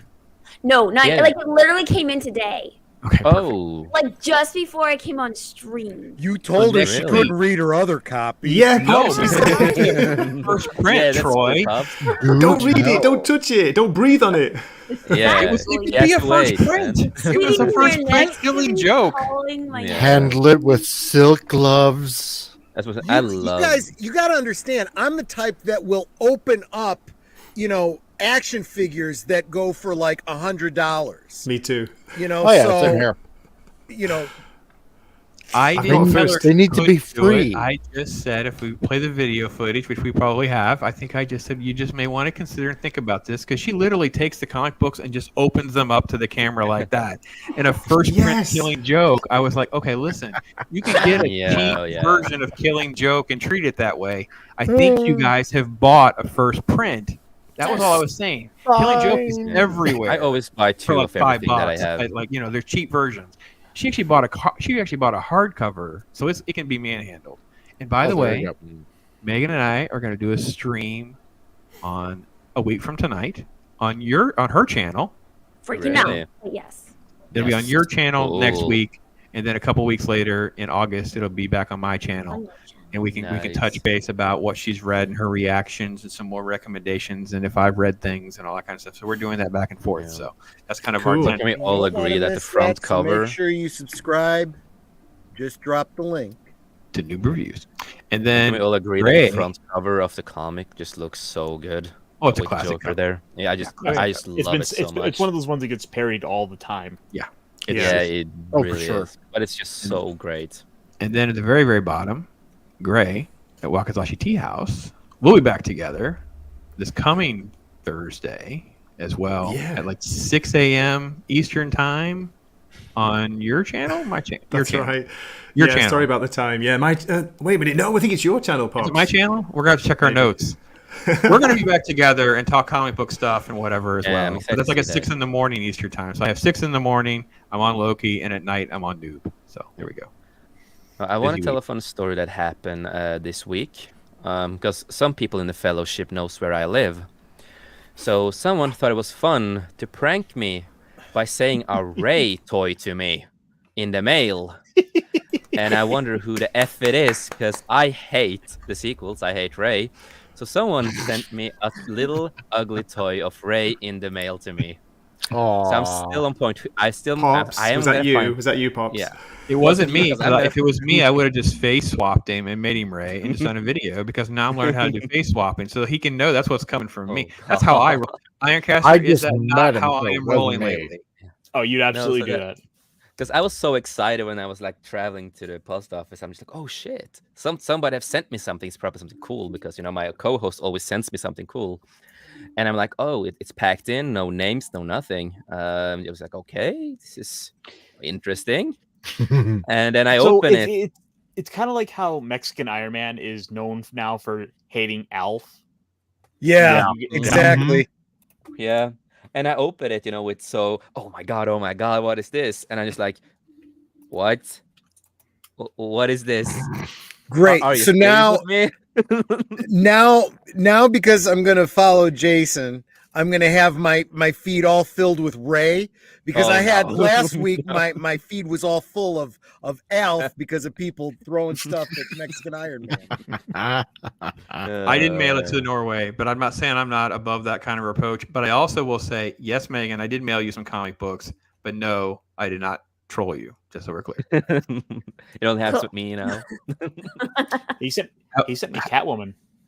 I did send him some. He needed some Catwoman comic books for his collection that I happen to have, and just because we need to close soon because I want to make sure I don't cross over with Zach's. Zach's going to be a more serious stream of like some news coverage of things that are being announced at San Diego Comic-Con because I believe Flaccid Phoenix is there and will join his stream, and there'll be some more stuff there.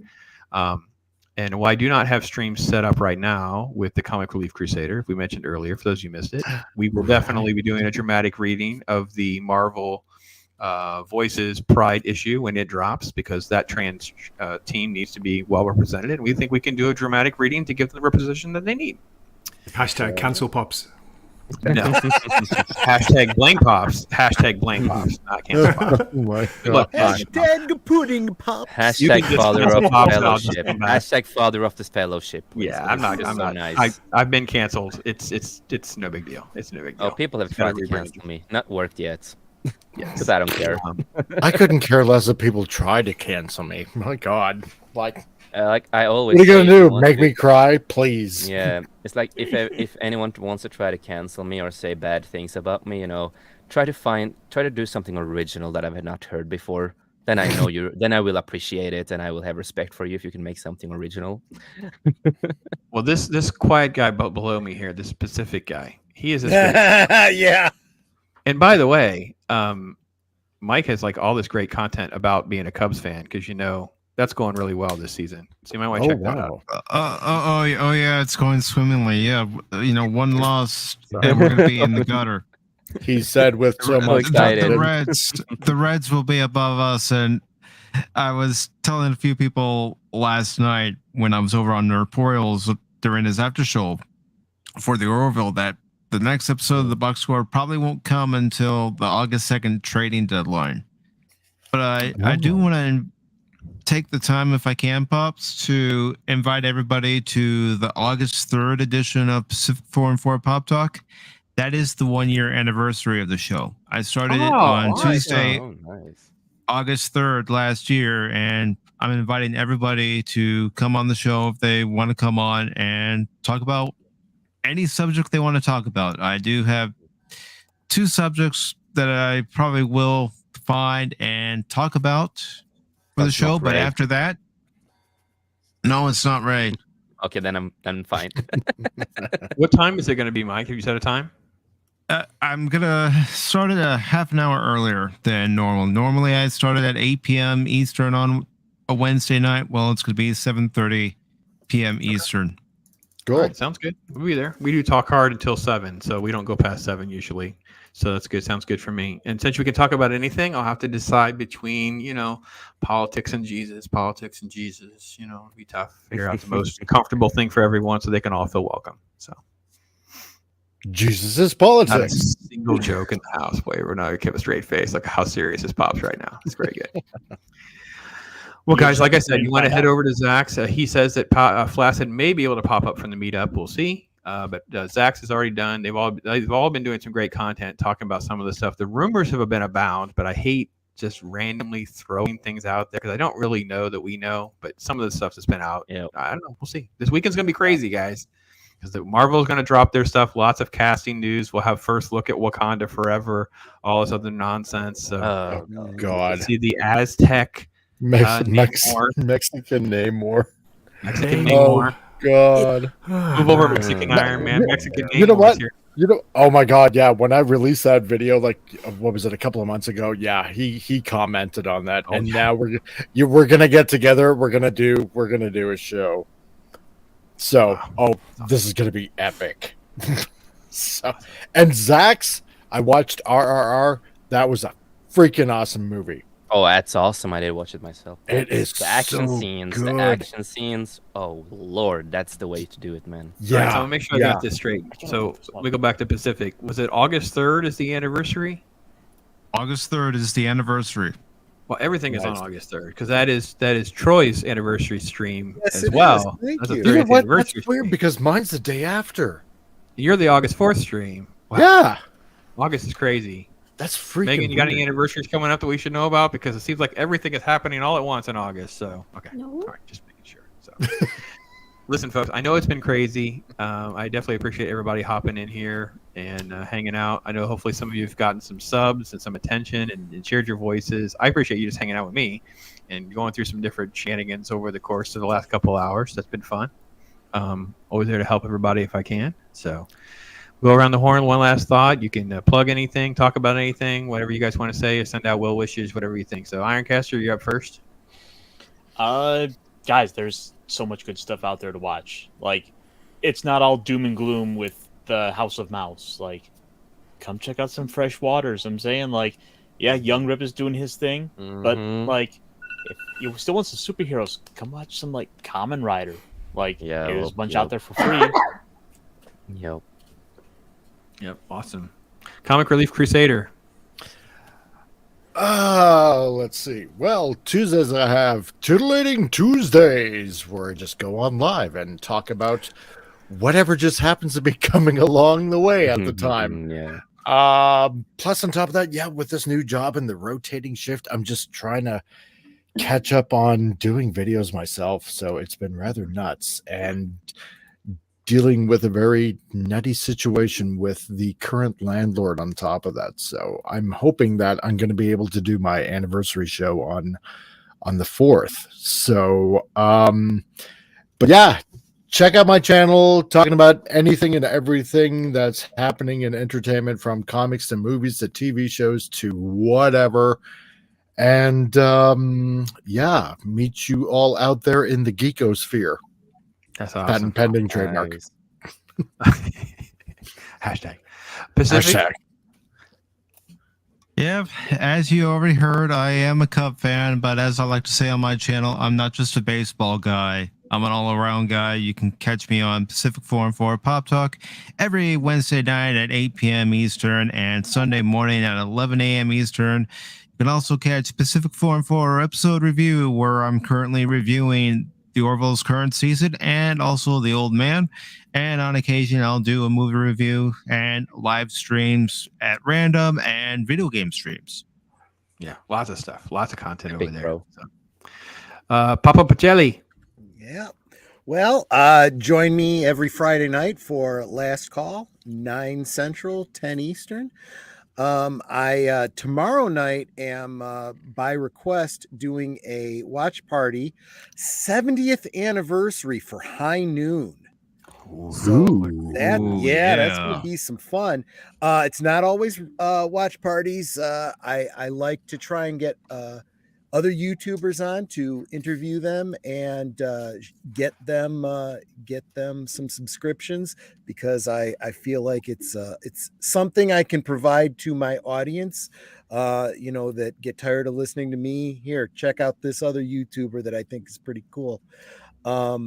Sometimes I do rants, sometimes I bring you some info, and I would appreciate a follow.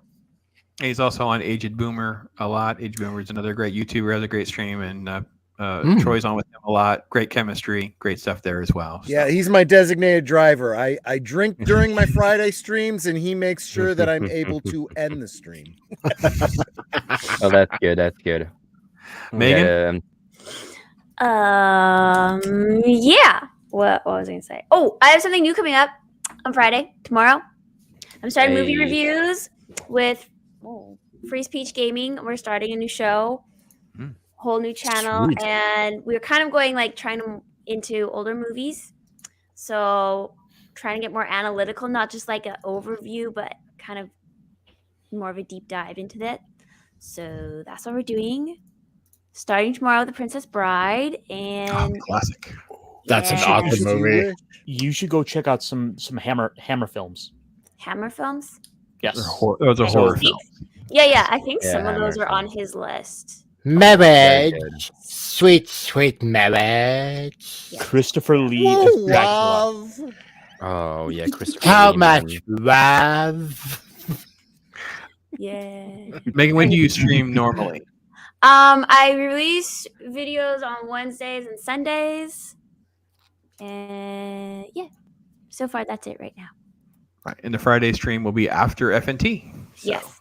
That as well. So everyone's got all these great shows to catch up on. Gray, WAKIZASHI'S Tea House. Yeah. Pops, thanks for having me on at the last minute. I really appreciate that. I got a rare Friday off. That's why I was able to come on today. So I've got no plans really, just maybe doing a stream on Sunday night, my time, Japan time, so it's early morning American time. And that's about it. And comic book reviews out on Wednesdays and Thursdays usually. Oh, you are like literally in Japan? Yeah, it doesn't look like it, but yeah, I am. Where's about? You're lucky, man. I'm about three and a half hours from Osaka. Wow.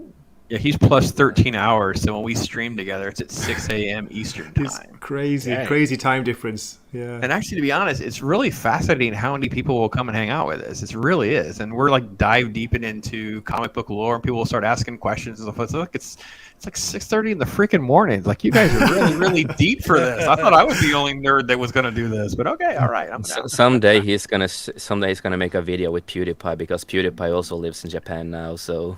Does he really? Oh, really? Yeah, No yeah, way. he moved. PewDiePie lives in Japan. He moved. Him and his wifey. Because I got like several friends in Japan now. Jeepers. Yeah. So- And Jace Fox over at 540 Studios. Yeah, well, we are gonna do the stream after this. I'm gonna go on, our own mainstream, The Beyond, and review the trailer of course, the Dungeons and Dragons, and talk about some various stuff. On Friday, we have not a podcast, but a podcast where we invite everyone who wants to join, and we talk about various stuff and fun. And we also have that on Sundays. Because then my co-host has also free, so we can do more stuff because he doesn't work, and that's easier to do stuff. And we have stuff that we are working on. I recently just did an interview on our channel with 2 people from Norway who has a metal band called Lika. And it went pretty well, other than I lost my whole script, because when you see me on the stream, I'm starting to work around with my computer, because my document with all the things I've been writing down for the interview crashed and they were gone. So I'm like, oh goddamn! So I had to improvise through a lot on the interview, but it went fine, and he's being way too hard on himself. So yeah. It went good. It was really fun. I have helped them to share their music more around the world, and a lot of good feedback on it.